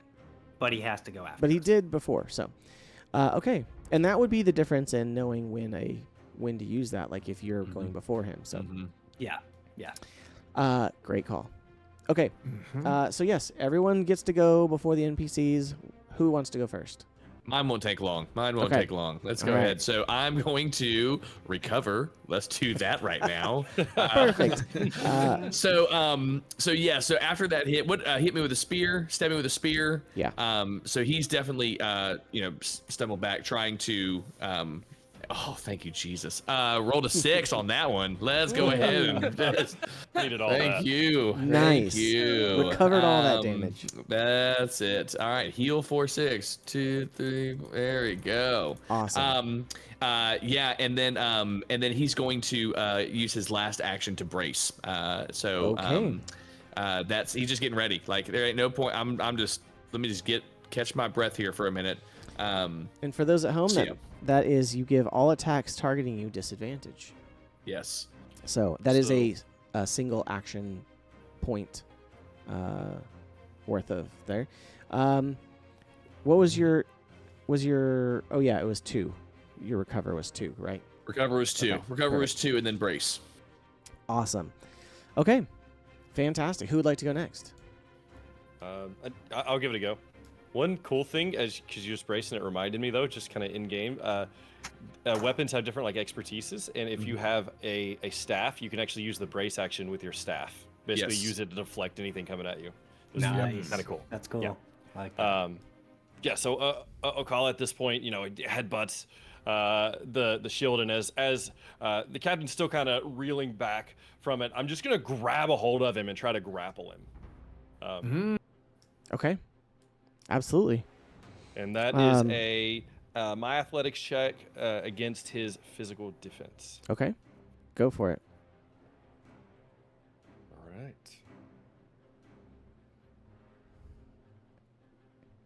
Well, my modifier is bigger than my dice roll. Does that help? No. That's going to be a 6. Okay, you do not grapple him. However, you still have an action. Yes.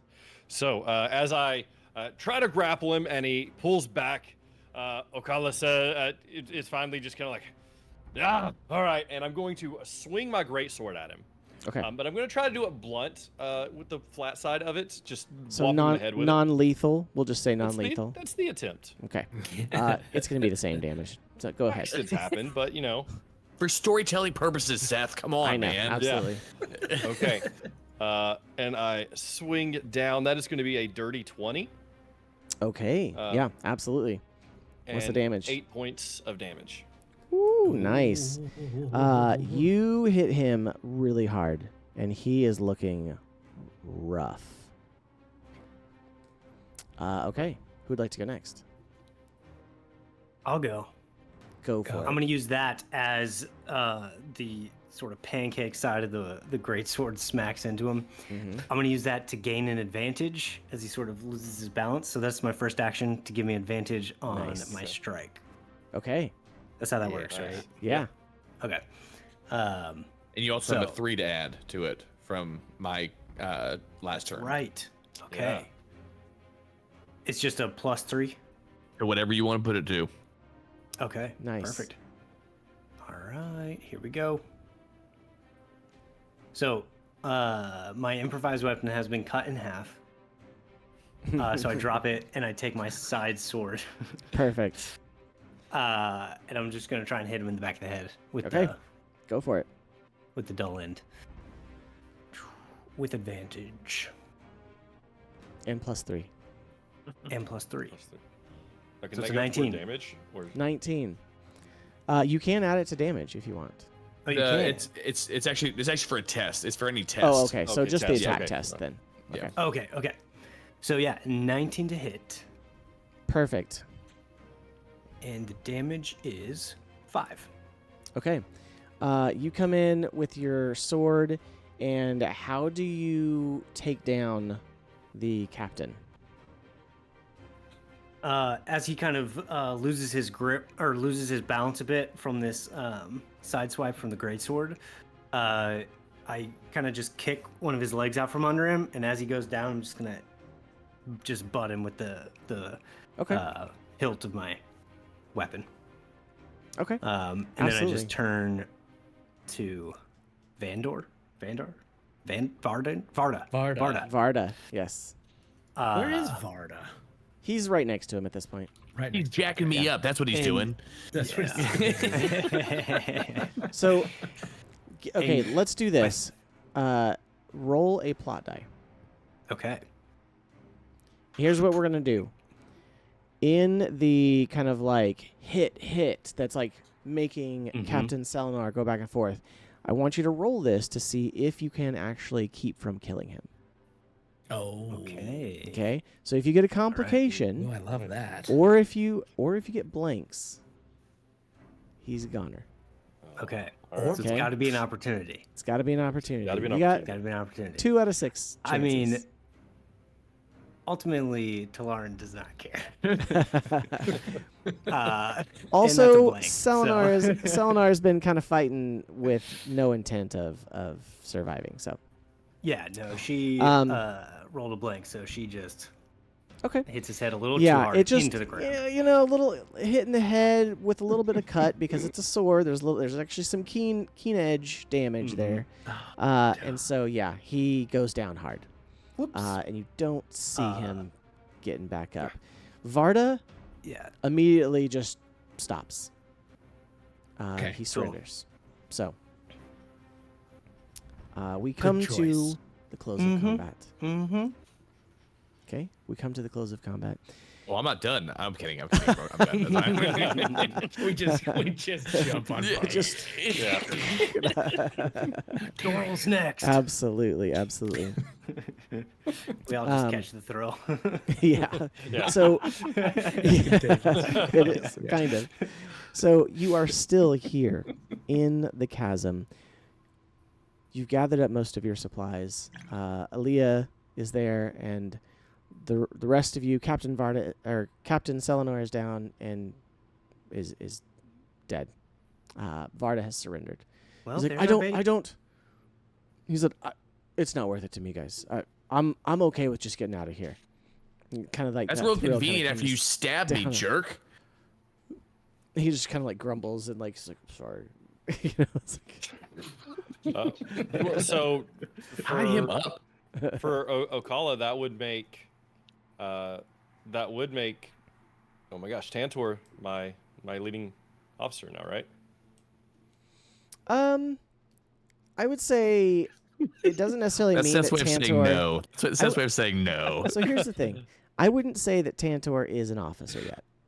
Now, Tantor as a leader, the class leader, I would say you would probably defer to Tantor as Okay. just a solid warrior. Yeah. So yeah, I still have great sword in hand, and so I look at Tantor and I'm say, "Orders, sir."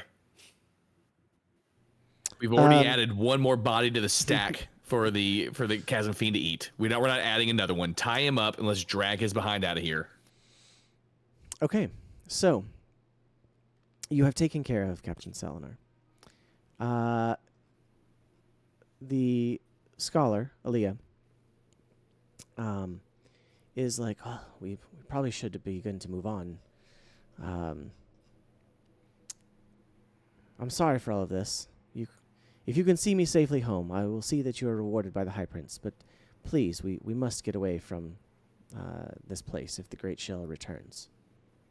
So, Could not agree more. I roll my eyes. I've lost all respect for her, cowering Okay. behind her books. so Aaliyah holds up a scroll and begins. It's a map and begins looking and says, "All right, I believe we can find our way through here if we just need to keep moving. Any last thing that you guys want to do? You good to go? Good to go. I want to take something of Selenar's, not like for just because he's dead, just something that to try and It's a tooth. Just just something, just some way of just trying to like communicate when we get back, like Okay. what happened. So, You know what I mean? Sure. The Head. if you recall, Yes, the captains severed do head. Yeah. whatever you'd like to do. Yeah. No. No, I was thinking rank. I was thinking The captains something- have the knots on their shoulder. You could easily take that. I'm not gonna make you roll for that. So Or a toe. You sew them on your own shoulder. it just sticks them up there. They're a little bloody, actually. Yeah. Yeah. Um, Necklace. It's fine. Okay, so if no one else is doing anything, you Does he have a hear. better weapon? Does someone need a better weapon? I mean, like, Does he have a I would great say sword? you could probably pick up any other weapons. There's Selenar's sword. And That's what I was ring. thinking. Perhaps. I'll grab a fresh spear. Sure, absolutely. To the Does west. it- Go ahead. Let's say, does he have a great sword or is it a long sword? It's a long sword. Okay, I'll keep my great sword. To the west, you hear the sounds of clicking and scraping once again, echoing through the chasm. But then they stop, and then they grow louder, and then they stop. So, you all begin to move. You begin moving through the chasm.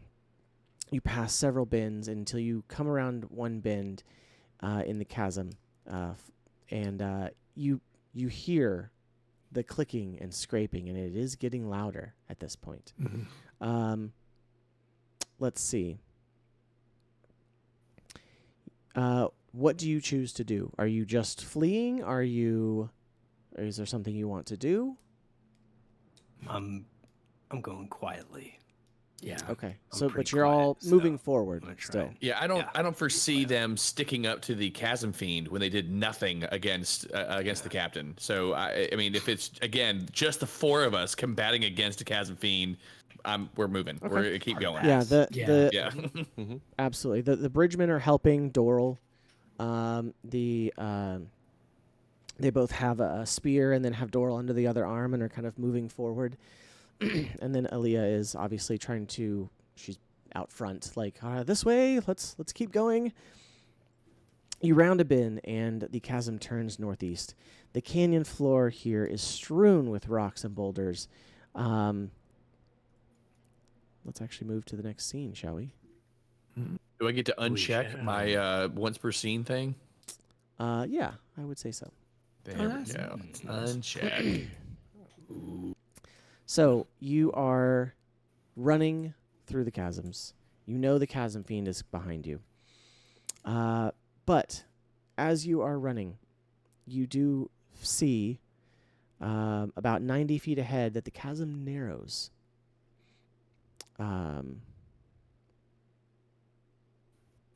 Let's see.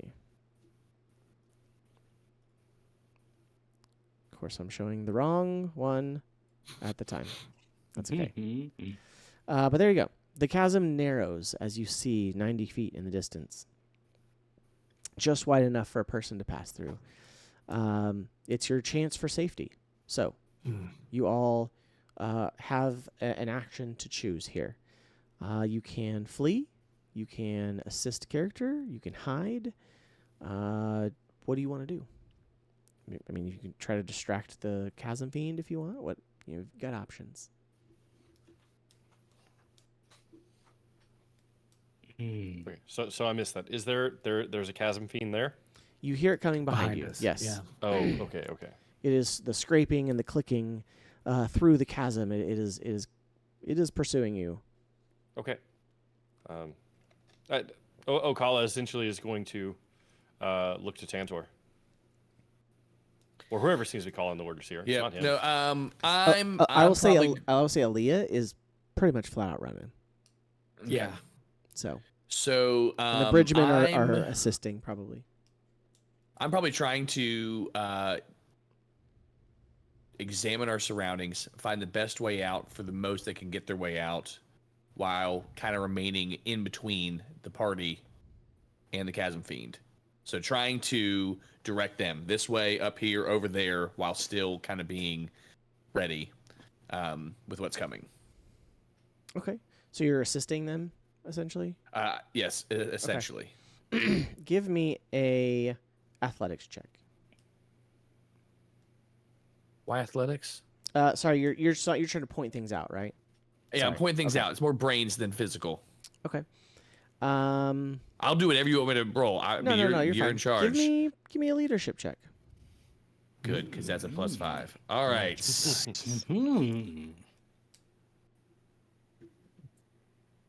Freaking nat 1. So it's a 6 with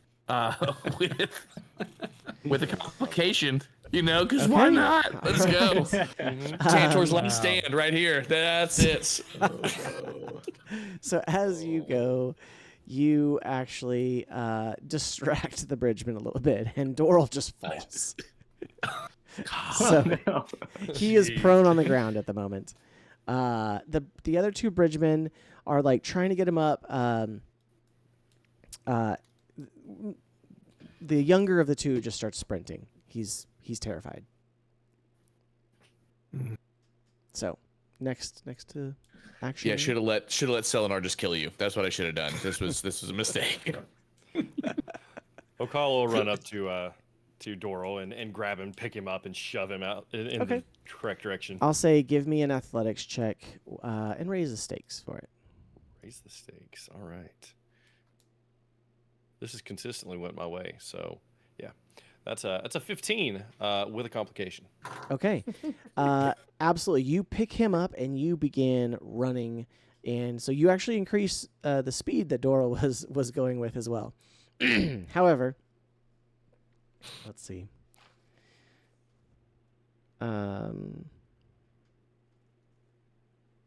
However, you do become distracted in your attempt, so you actually will lose a focus.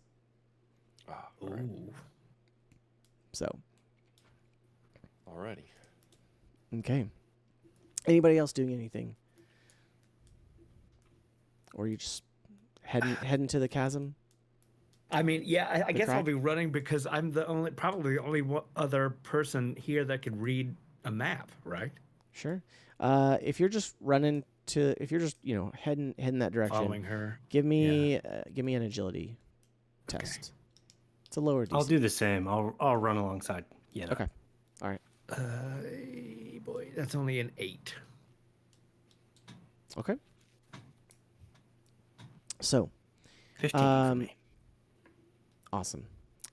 Thankfully, it's actually kind of a group test. So, Okay. you yeah. Maybe. Yin doesn't just fall and get crushed, so you're okay. We've had enough successes now. You make it forward, and you just get into the thin part of the crack, and the chasm fiend lunges forward, slamming its claws into the stone behind you. You hear another roar like 4 trumpets blasting at once, and the sound shakes pebbles loose from the chasm wall. It's so close to you, but you actually make it through. So, let's see. You almost got there. Yes. You make it through. That thing is terrifying and so beautiful. As you you actually notice as you escape through here that Varda had stopped in terror as the chasm fiend came through. The chasm fiend, in one swoop, just takes Varda out with a claw. And you don't see Varda again. So that was actually also part of the complication that she got earlier. That is That was a complication? So, That was a complication? That was a complication. Okay. So, All right. More like a simplification. Preach. True. everybody else makes it through, though. You finally get there. Okay. The chasm fiend, having taken out its anger on another victim and lost the ability to pursue you, leaves. You now find yourselves safe for the moment. It is close to nightfall, however. At the narrowest point of the chasm, the sheer cliff walls are about 5 feet apart, and the chasm fiend withdraws. On the east side of the canyon, about 10 feet up, you do find a small cave and are able to rest for the night. So, we're very quickly going to give you a long rest. Okay. Okay. There are wonderful examples of things to do during your long rest here. Because we're a little pressed for time, I'm just going to kind of read a few, and you guys kind of just take these through here. None of you had actually searched for any water, so you do not have a barrel of water with you.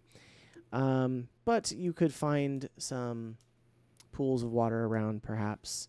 You could try to harvest some plants from the area. You can build a fire, boil water, forage for food, all of these things. However, the biggest thing is that you can then try to recover a little bit. Darkness surrounds your makeshift campsite, with only the faintest starlight visible above. By the time the first moon rises, no dangers have emerged from the shadows. It's eerily quiet, and your fellow survivors are lost in their own thoughts. So, you make it through the night with no complications. And thankfully no one died, so we don't need to replace a character here. Which is an option here in this intro adventure for those looking to GM it at home. The morning comes, and Aliyah Mattel is there and opens up her map. From our current position, the war camps are due west, but we have to assume that the chasm fiend is still blocking that path. If we circle to the northeast, we can reach our dig site and should be able to It should be close by, perhaps an hour away. But going there would do more than satisfy my curiosity. The scouts who found the ruins said they extended into the chasm, so if there is a way in, there might be a way up and out. So, you all are continuing on to the ruins, I'm assuming? Mm-hmm. Okay. Yeah. Post haste. To the ruins. To the ruins, absolutely. Okay, so you continue on through the ruins. You see, again, Lifespren and Rotspren together down here. There are,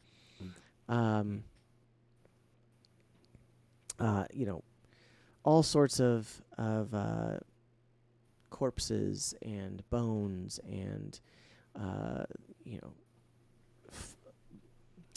the plants that are down here are what kind of give off the Lifespren, and then the corpses are giving off the Rotspren. And so you continue on towards the ruins. And we will look at the next scene. You've come out of the chasm. Let's see. Who was the first to try to defend Doral?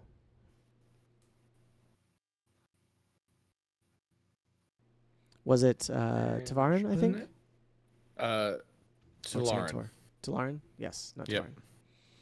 Tavarin. Tavarin, as you are going, Doral kind of helps you, pulls you aside a little bit, and says, Oh, hello. everyone at the war camp thinks that we're dead. It means if we have a chance, we could escape to freedom. If we get out of this, would you help us escape? Like, with me along with you? Well, that's up to you. Mostly just if you would help us get away. That way we could no longer be slaves to Sadius. That would be helpful. Okay. Okay. The chasm widens here, and the walls don't seem quite as high. The floor to the canyon is dry, with fewer plants, and broken stones litter the ground. The stone was broken recently and not worn. It's definitely collapsed in, and you, embedded in the canyon wall, once hidden behind layers of stone and crim, a forgotten structure is now half revealed. Its lower levels begin about 30 feet above the chasm floor, where columns flanked an open doorway.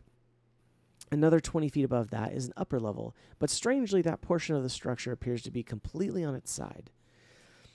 It's as if a building tumbled into the chasm and then was frozen in stone. The structure, an ancient shrine, has been hidden for thousands of years. During the cataclysmic events that created the Shattered Plains, this structure collapsed, and over the millennia it was sealed by layers of crim.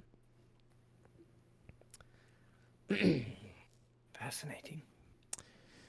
So, the structure is carved in an unfamiliar style, but is clearly ancient. The columns that once supported it structure are still intact, though they all lean to one side. Ahead, the open doorway leads into darkness. You see before you the there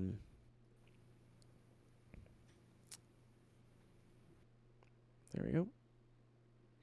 You see before you, you should see the picture now of the massive, it's a big wall that kind of displays it there. Wow. So, do you all continue on? Of course. Yeah. Of course, absolutely. Okay, everyone make an athletics test. You have to climb up a hill of stone. Also at this point you have taken a long rest. Yes. Which if you look at your character sheet, I believe you can recover.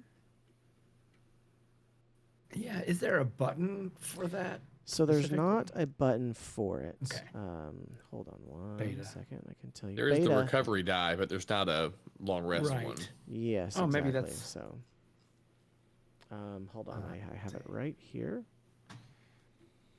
Yeah, what are the rules for a long rest? Is it like D&D where you get all your hit points back and everything, or is I it will tell only a you. recovery die? Okay. Okay. So, in a short rest, that's uninterrupted for about an hour, so similar, you can use your recovery die again to. But you can. It'll help you determine how, and then you can add the result to your current health, focus, or a combination of the two. So in a short rest, you can actually use that recovery die to do both, or if you're already full health, regain focus. You can also tend to others. You can forage, and then there's other tasks you can try to accomplish. During a long rest, it's an uninterrupted period of 8 hours or longer in which you get meaningful rest. Obviously, I gave you a few options that you could have done. They did have skill checks along with them. However, during that, when you finish a long rest, you recover all of your lost health and focus, and you reduce any exhausted penalties by 1. If none of you had done that, so Exhaustion, yeah. Okay, and then, cool. yeah, so it is similar to D&D in that full recovery for the next day. Okay. Unless I think if you have an injury, there might be a caveat to that, but. Gotcha. Right. Okay. Right. Okay, so let's see. Everybody roll an athletics check. Mm-hmm. Yes. Did anyone get a natural 1? No, but I got close. No? Okay. Then you all made it up the hill successfully. Yes. Okay, good. I had a 3. I'm like, Yeah, no, you're good. fantastic. You all made it up there. Okay, good. It was really just did you trip and fall? Just a one. Okay. Right.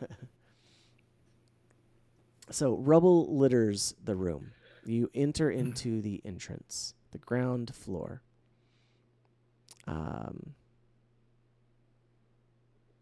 Actually, hold on. Let's see.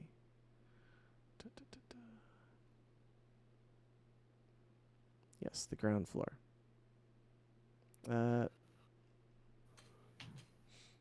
Yeah. Okay.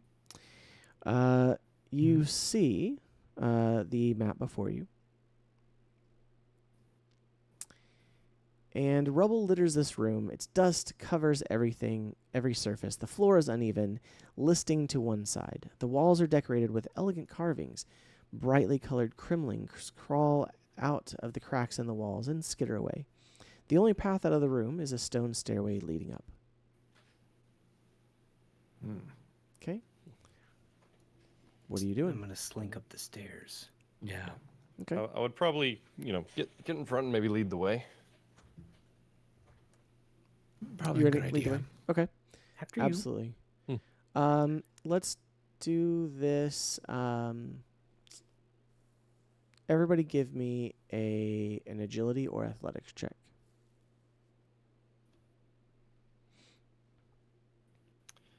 That would be an 11 on athletics. Okay. 9. 8 for me.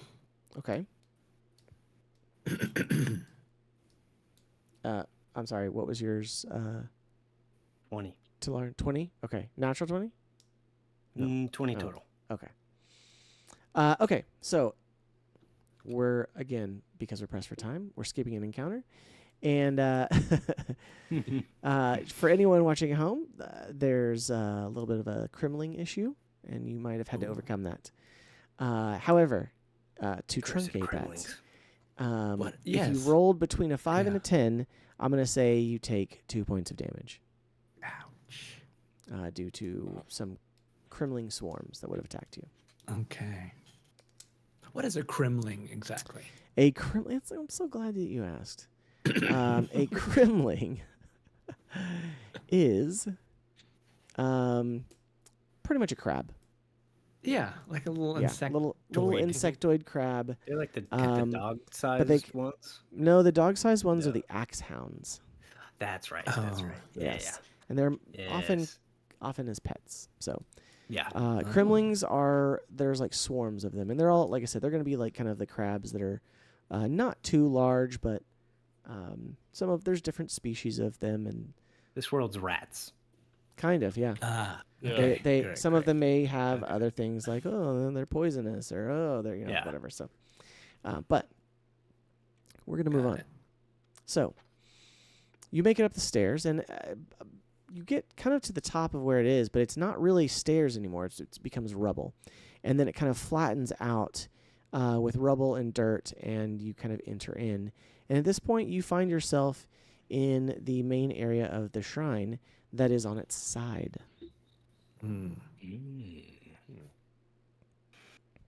So I just turned my head. you enter in from, if you're looking at the map now, what would be from the north side. And so, cool. again, this whole thing is on its side. You are actually walking on the wall. What you see before you,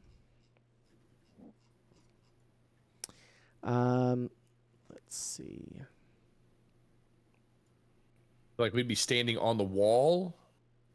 Yes, you're standing on the wall. So, like, the Okay. pillars and the statue that you see are actually on the floor. Gotcha. Okay. The upper level of the shrine lays completely on its side. What was once on the floor is now the western wall, with the former ceiling to the east. Columns broken from their pedestals have collapsed onto the floor, on the floor that you're standing on. The room's most striking feature is a statue of a shard bearer.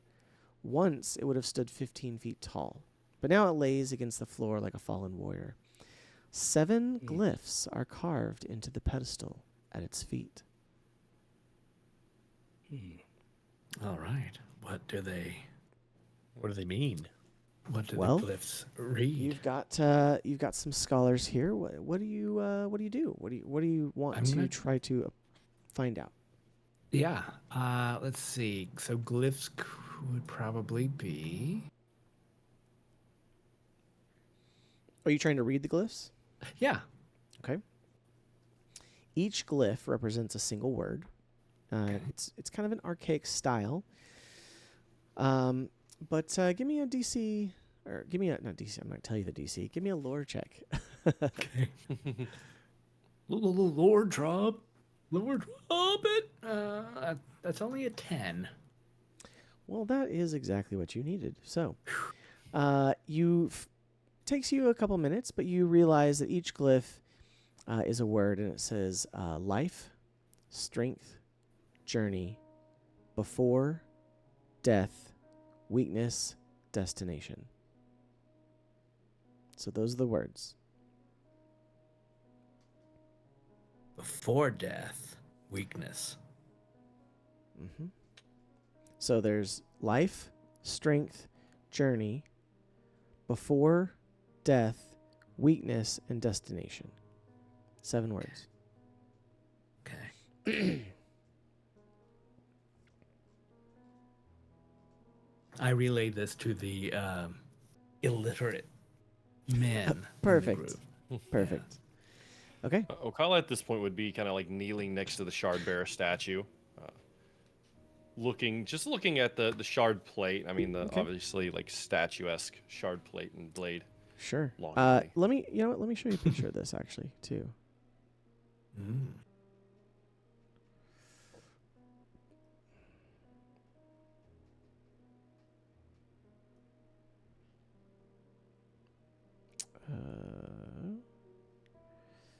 Share to everyone.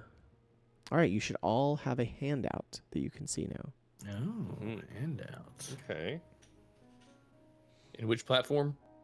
Alchemy. In alchemy.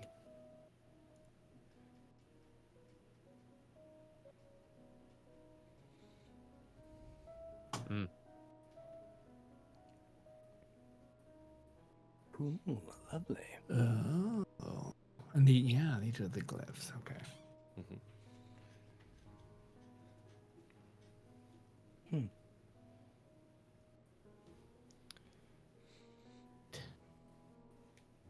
So Okala kind of seeing everyone paying hearing you go back over the glyphs. Would you look at it? Does it seem like, I don't know, like there are buttons or anything that can be pressed or You see the interacted with? glyphs and you see the lines between them. The lines between the glyphs are stylized numerals 1 through 7. I press them in sequential order. If they can be pressed in or anything, or touched, or Give me clicked, I don't know. a deduction skill check.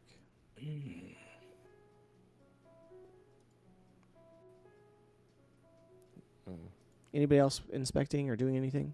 Yeah, I'm there and would be happy to either aid with the deduction or do my part to try to figure this out.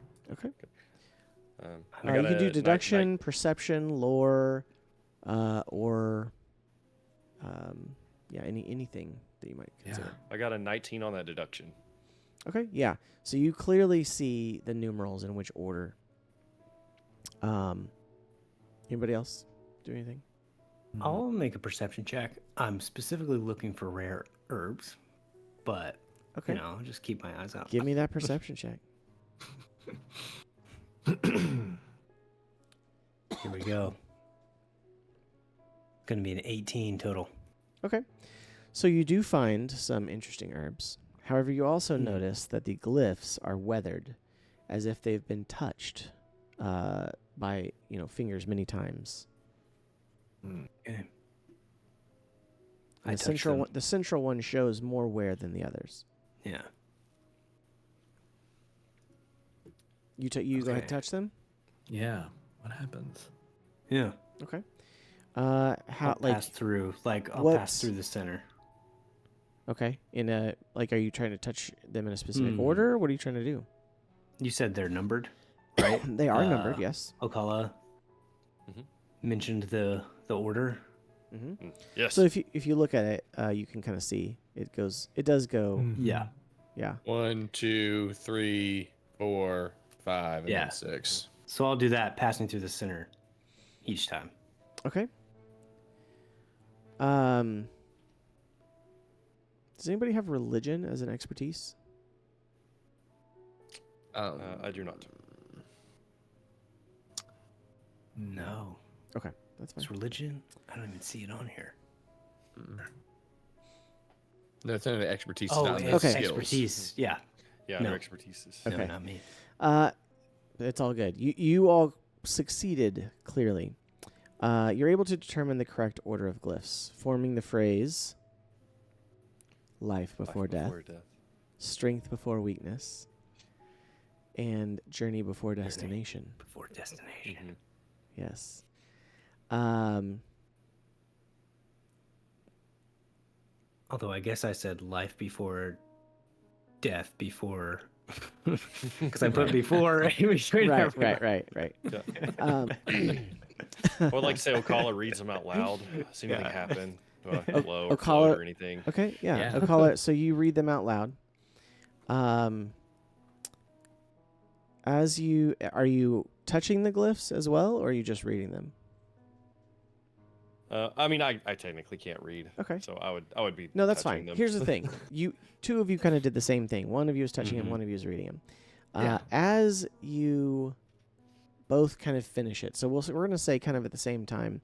One of you is kind of tracing it, and while you're tracing it, the other one is saying it out loud. As you finish, a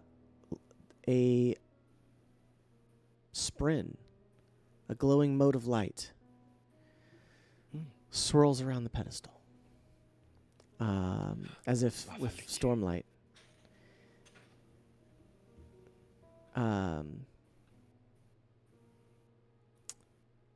It becomes more excited. It kind of starts as you begin, and it becomes more excited, spinning around and around. Oh, hello there.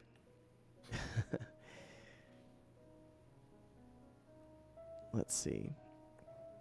The golden light of the strange sprin seems to infuse the pedestal. On one side of the pedestal, a compartment slides out of the stone. Inside the drawer is a bracelet and 2 rings linked by metal chains. Though the gemstones are cracked, the metal is untarnished. This is no mere jewelry. It is a priceless artifact of the Vorin Church, a soulcaster capable of transforming any substance to another with a touch.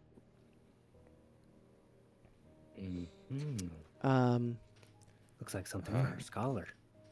You can tell that it does not seem to be damaged. Ooh. All right. It doesn't seem to be, other than the gems. You're not sure, but I'll point it out to Yenna. Any of you know how to use this? I could certainly give it a shot. That sounds dangerous. Let's do it! Let's do it. the horn eater bellows.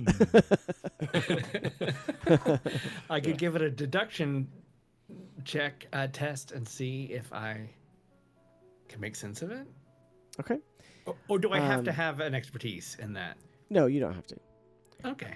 I'm just saying at the moment it looks like it's intact. You can't quite tell, I can just carry it. But you could definitely take it and hold on to it. Okay. Yeah. I'll just, if no one minds. Okay. Put it in a pouch, backpack. As you notice this compartment, you notice there might be other compartments similar. Does anybody try to get any of them open? Do any of them seem shard blade sized? Or I would say they're all probably about the same size. Okay. I would say give me an athletics or a thievery check, aka sleight of hand. I sure Ocala would, seeing what came out of that one, just out of curiosity, try to get into one of the other ones. Say athletics. That will be a 6. Okay. Not quite And able I to have get a it +4 open. in athletics. Yeah. Okay. You determine you think that it's probably not a compartment. It's just, decoration to make it look similar to the compartment that you found. Okay. That one doesn't open. Okay. Tanter's he's going to defer to the scholars. He doesn't want he feels like it would be disgraceful for him to try to mess with Okay. it. So he's just Anyone standing back else and watching. can attempt as well, by the way. It doesn't. It's totally up to you. Okay. So, So or looking thievery. around. Yeah, thievery Yeah. or athletics. If you Okay. try to find some other hidden compartments, this would be, you This would be you the attempting place. to find Okay. any. So Lauren's just watching curiously.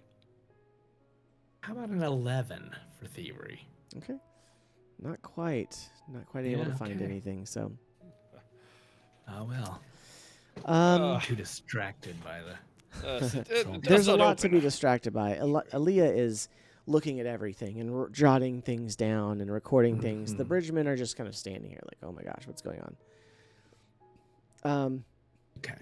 Is there an exit to this room? Like, do we see? Yeah. a So way with your to- perception check earlier, looking at the northeast side of the room, you notice dust on the floor and walls is scuffed near the exit to the north. Okay. There's 2 exits from this room. Both look like they're leading upwards. So. Hmm. Which way? You actually see a sprin. Not the same golden light sprin, but a different sprin that kind of appears before you and kind of looks to be leading you like a glowing bluish white light towards the south exit. So, Do I see it?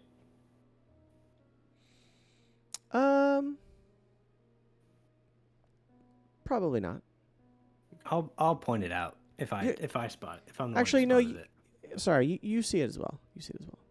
Okay. With maybe an Unkalaki, do I recognize the type of sprin?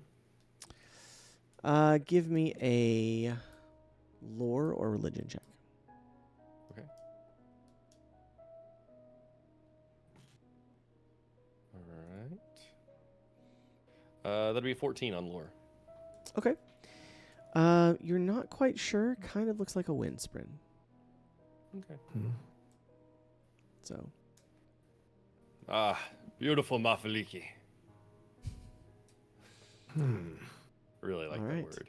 We That's a good word. Good one. It's a good word. Okay. So you all continue to search around. Yeah. Is there anything else that you want to do while you're in here?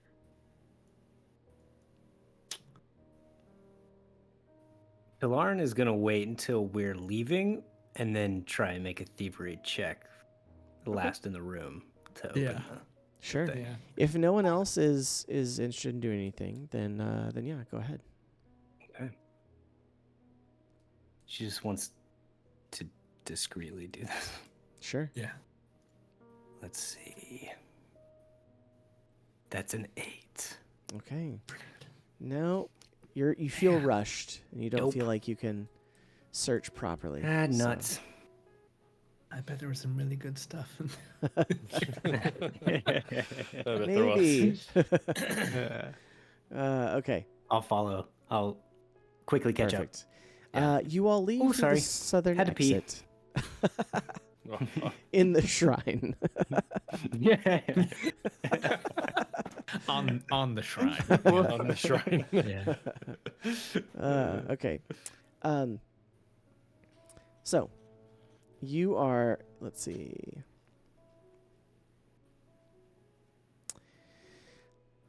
So as you were leaving, you do notice a few things. Some of the mosaics are impossible to make out. Their colors lost to time. Others are brighter and depict shard bearers and fanciful scenes. A figure in blue surrounded by stylized clouds, another in red, wreathed in flames. The clearest image depicts a woman in violet shard plate, her hand extended toward a figure with ivory skin and red carapace. So, you exit. What do you make of this? Looking at the two scholarly figures. Yeah. I would have a lore check if you'll allow. Sure. That's a 24. That's a nat 24. You got a nat 20? Nice. I did. Nat Awesome. 20. So Hey, that's yo. also Okay, so an opportunity. as hope you this is roll that good. nat 20. Sure, absolutely. As you roll the nat 20, that glowing blue sprin does appear to you as well. It kind of comes back and kind of gives you insight into that these were Knights Radiant. That they were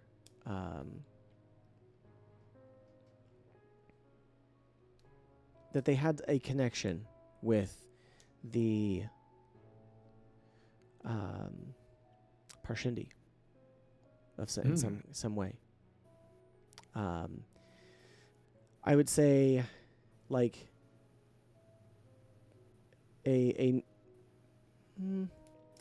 obviously, as readers, we know things, but as a scholar in the game, you would not necessarily know anything related to their connection, but you would know that there is a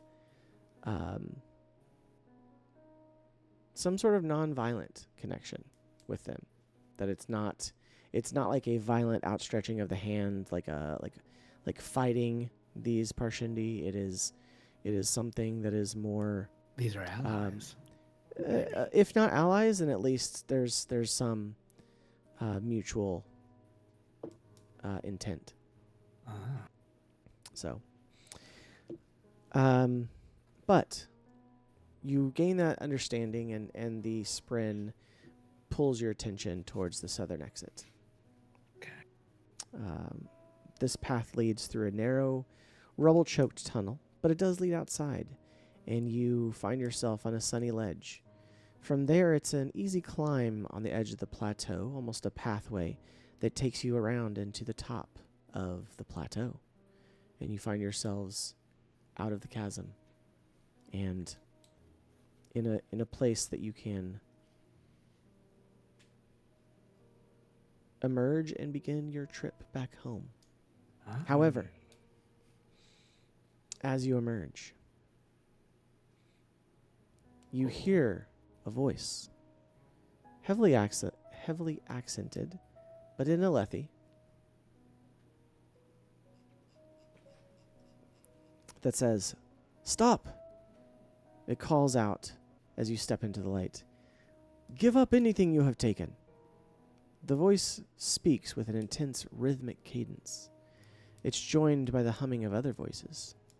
Parshendi, several armored warriors of the Shattered Plains, most often known to kill humans on sight.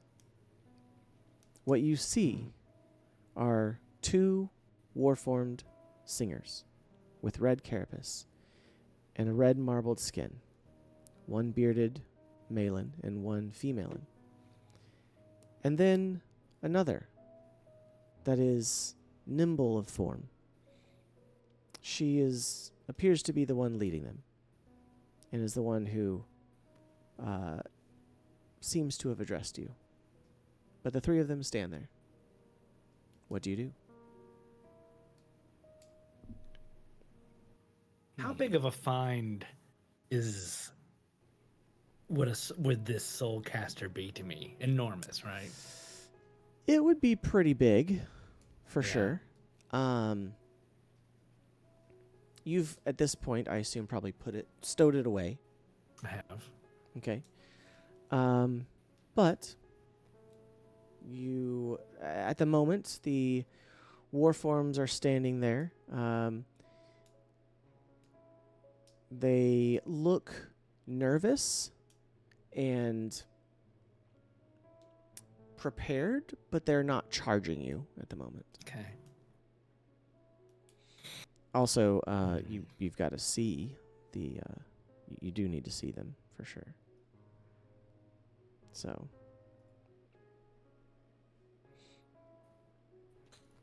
If you will look at your handouts.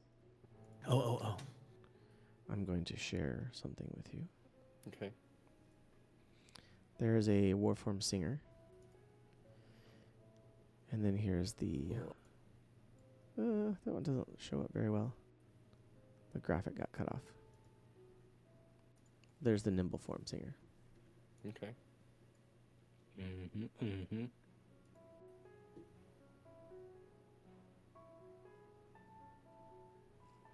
How's our other scholar responding? Yeah. Aaliyah is just kind of shocked to see them at this point.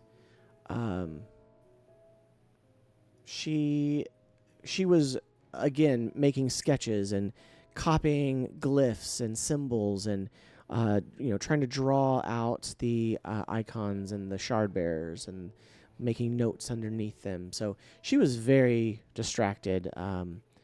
Obviously, having seen some of what you did with the statue and the sprint, though. As far as seeing the listeners here, she is just kind of like, oh my gosh. She's just kind of.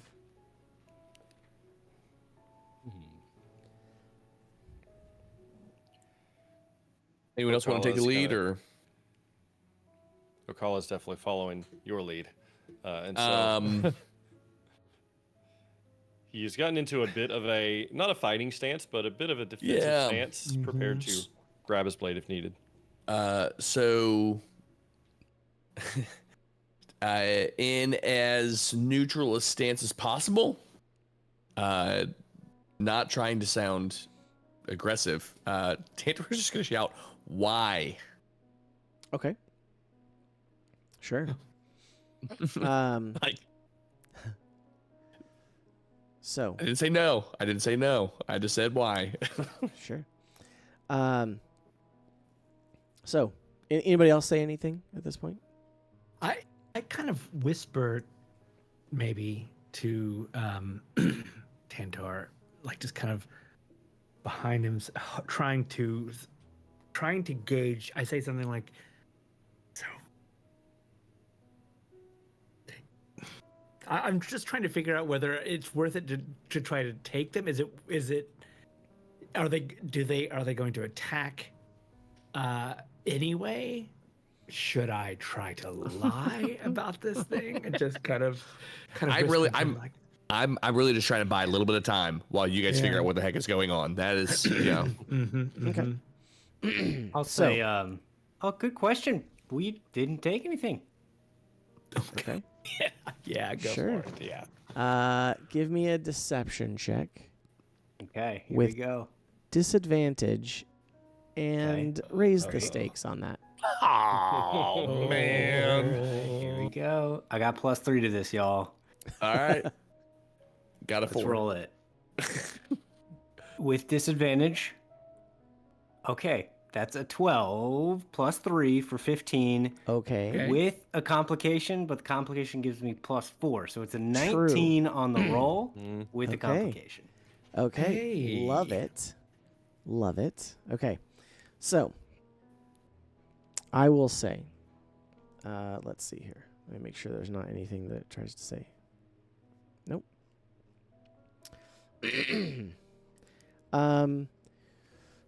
So she hesitantly believes you.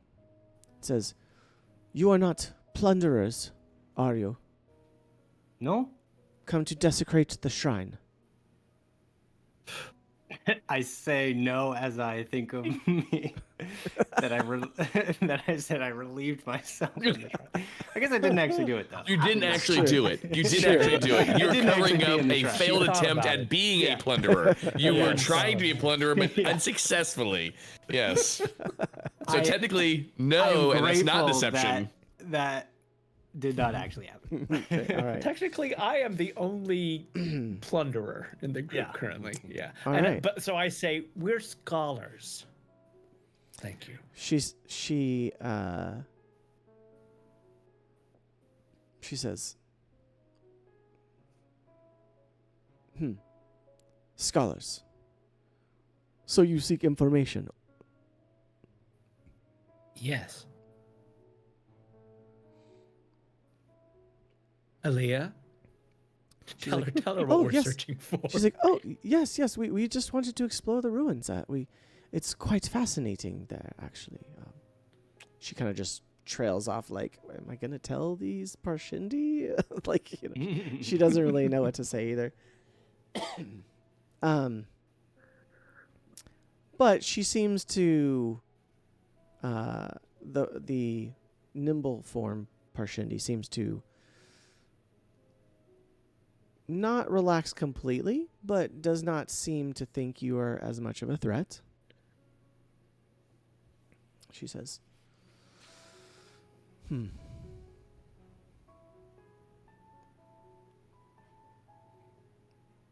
So, you found the ruins.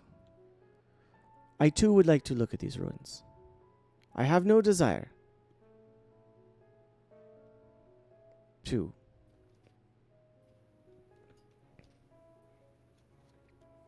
fight you. The feeling is mutual. Mm-hmm. So the ruins are this way, and we'll go that way. Let me I like let me this say plan. this. Give me a persuasion Uh-huh. or intimidation or any Can I burn a anything of those. focus? Persuasive. I would say Can I burn a focus several of to you. aid? Yeah, Oh. absolutely. Is that- Okay. I'm gonna Which do that. should give And advantage, so that correct? gives me what? Advantage? No. Actually, let me Gives look. you advantage. It yes. does. I think I can technically do it after you roll, but I'm just gonna Oh, do it. nice. After an ally makes a skill test, you can use your reaction to spend one focus. Grant them advantage. Okay. And I'll just, nod along and kind of leaning into my previous words with them. Why does it? It didn't really do. It didn't really roll advantage. Select dice roll with advantage. Roll. If only I had had the time to create it in alchemy. Yeah, it's okay. It's okay. They are Uh, supposedly trying to get it in alchemy. It's Oh, cool. on the Kickstarter. So Can't tell whether it's stuck or just rolling the same thing. So I think I rolled a 12 and a 23. okay, So I'll take the 23. sure, yeah, absolutely. Is that a you natural sure? 20? No, it's a 19. Oh, okay, 19. Sorry. Yeah. Okay. So once again, a successful. She isn't quite convinced. But she Tough. is. Well, you did have a complication. Yeah. But she says, "How can I trust you have not taken valuables from this?"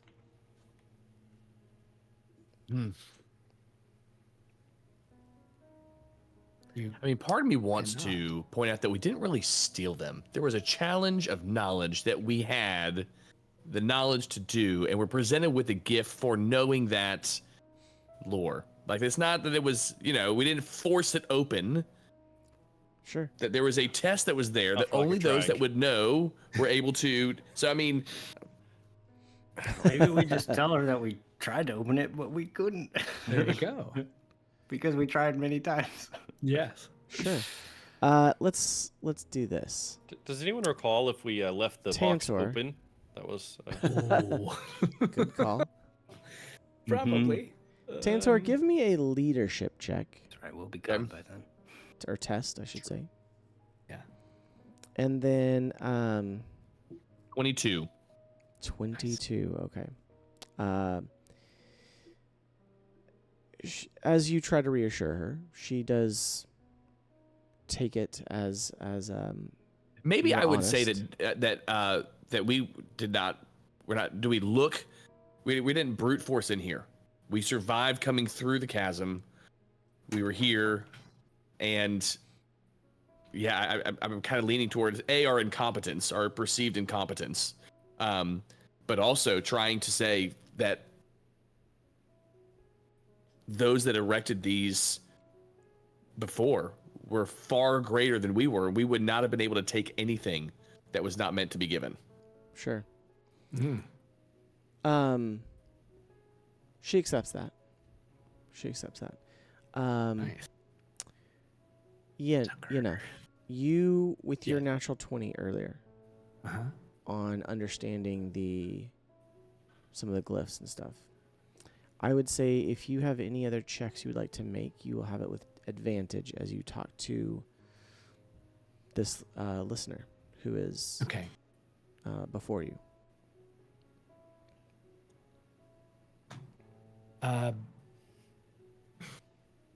Yeah.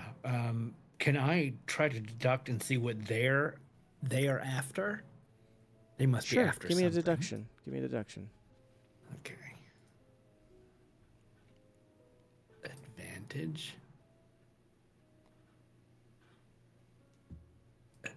Trying to make this. I think that's a 22. Okay. Yeah. This scout or nimble form, with some gentle prodding, she reveals they too are interested in what the shrine reveals. And says, the night's radiant, and these shards are known to us as well. They were not always an enemy, or so we have been told.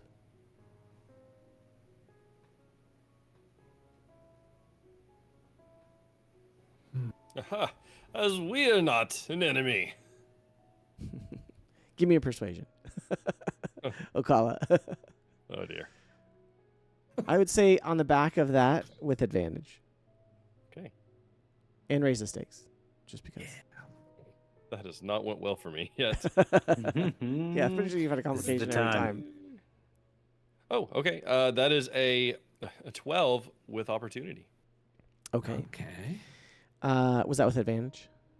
Those with advantage, yeah. Okay. I would say with the opportunity, it does help you succeed in that.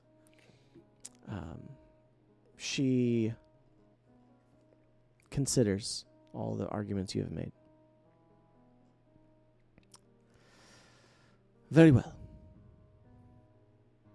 As you have suggested, we will part ways with no conflict this day.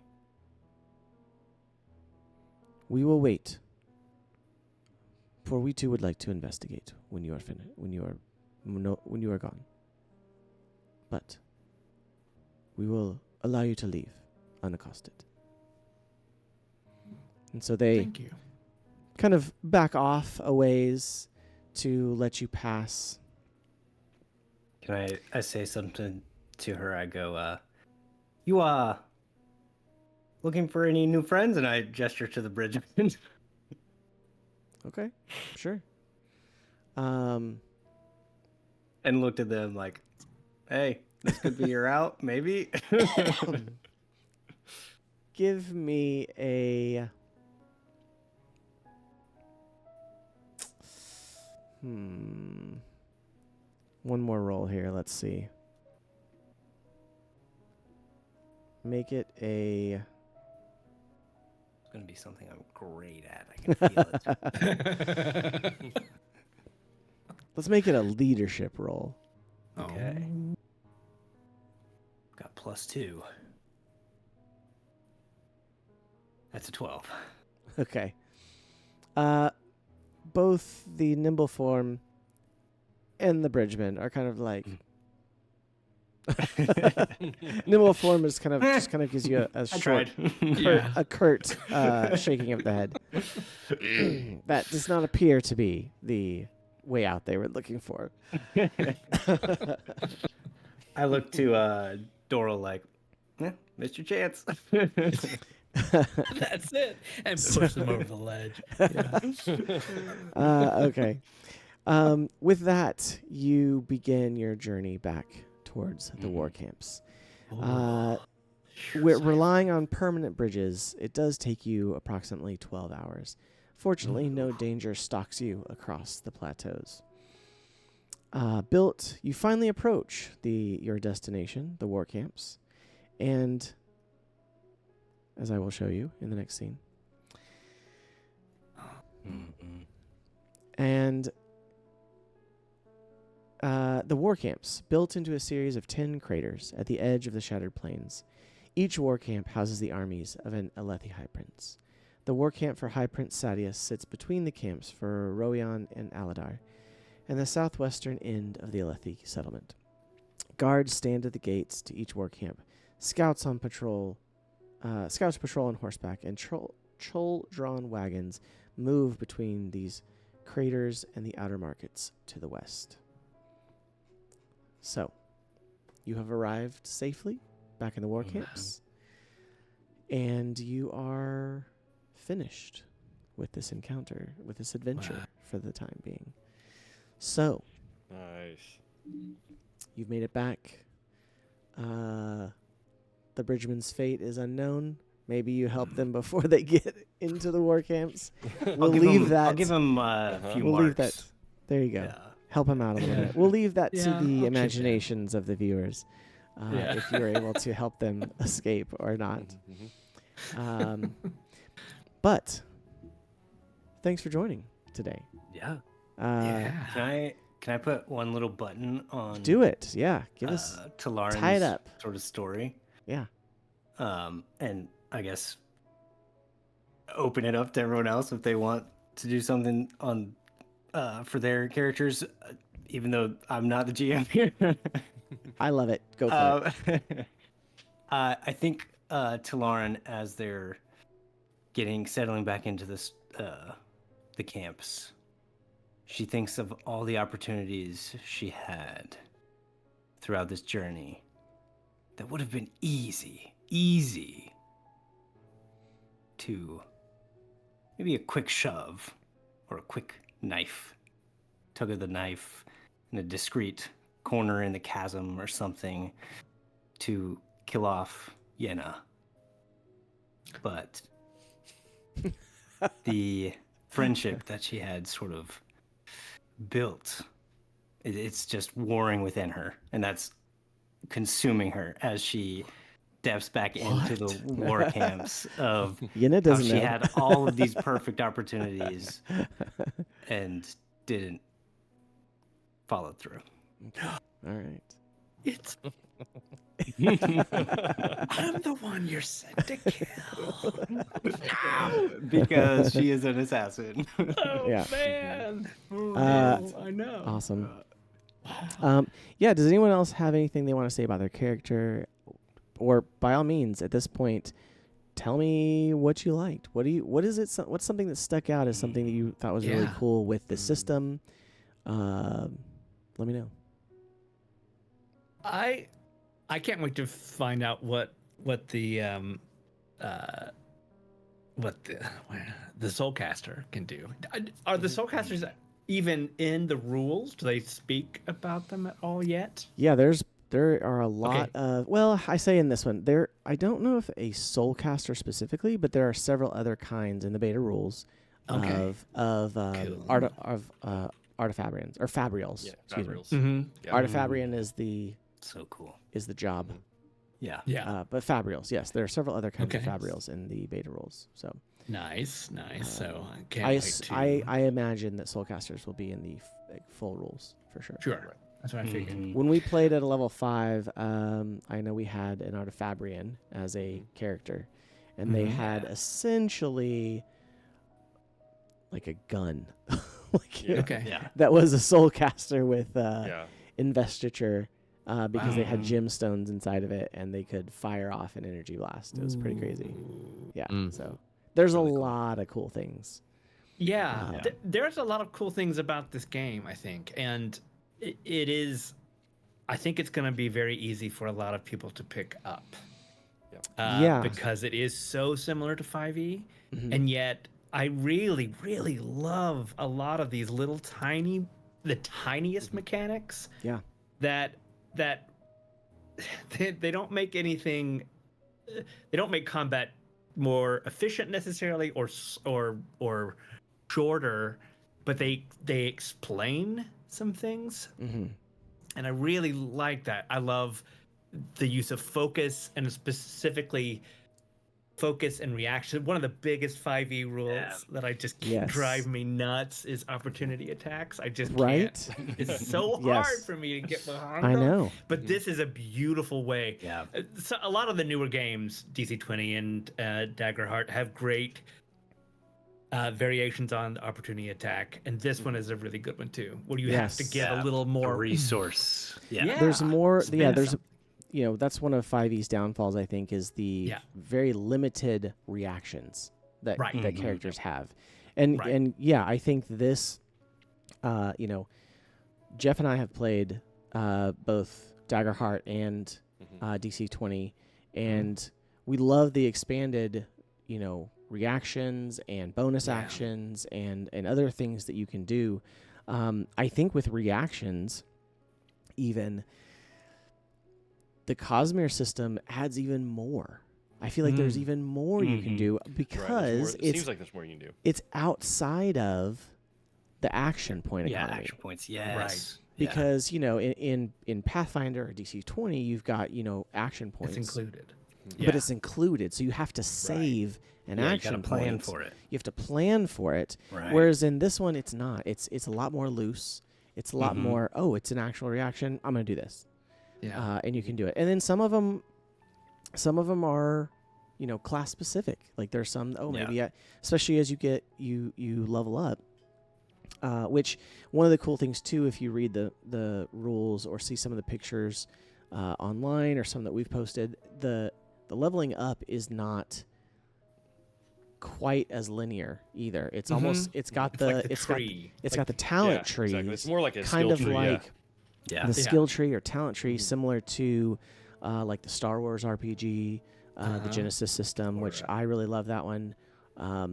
Assassin's Creed. Yes, and that so kind of yeah, stuff, there's it's Lots such of a wonderful mix of things. Yeah. But it's you're right, it's so close to It's so a close. standard D20 system, almost Yeah. D&D. Right. That It's easy I to- think it's easy to I think pick up. it is easy to pick up. Yeah. I love the actions within the initiative system. Yeah. I love that I how love the fluid the initiative initiative system is. I really like Yeah, how I love fluid the it. initiative system is. It's probably one of my favorite parts of the game. Absolutely. Is the initiative system and combat as a whole, because I actually feel like as a player in this that I could really think through and make a strategy as to what I'm going to do, which is something I'm really loving in action point systems anyway. Yeah. Is just that you can do more than in 5e. Say I was playing a similar character, all I could do was grapple. Okay, that's the end of my turn. In this one, okay, the grapple failed. All right, I'm gonna hit him with my sword because I still have action points Yeah. to do so. Yeah, if you and that depends on if you're taking a slow or a fast Right, or turn. slow or fast turn. Yeah. Yeah, and that's the thing too, is that one of the things that we learned when we were doing the GenCon demo was, the GM there, was like, he loved when some of us would do fast and some of us would do slow, and then he was like, oh, that gives me the opportunity to do this, and so there's Yeah. without the GM, intentionally trying to cause the players to fail, it gives them it makes it more fun for them as the GM as well, Right. to be able to do that. Now this adventure, like I said, this was wonderful for onboarding both GMs and players alike.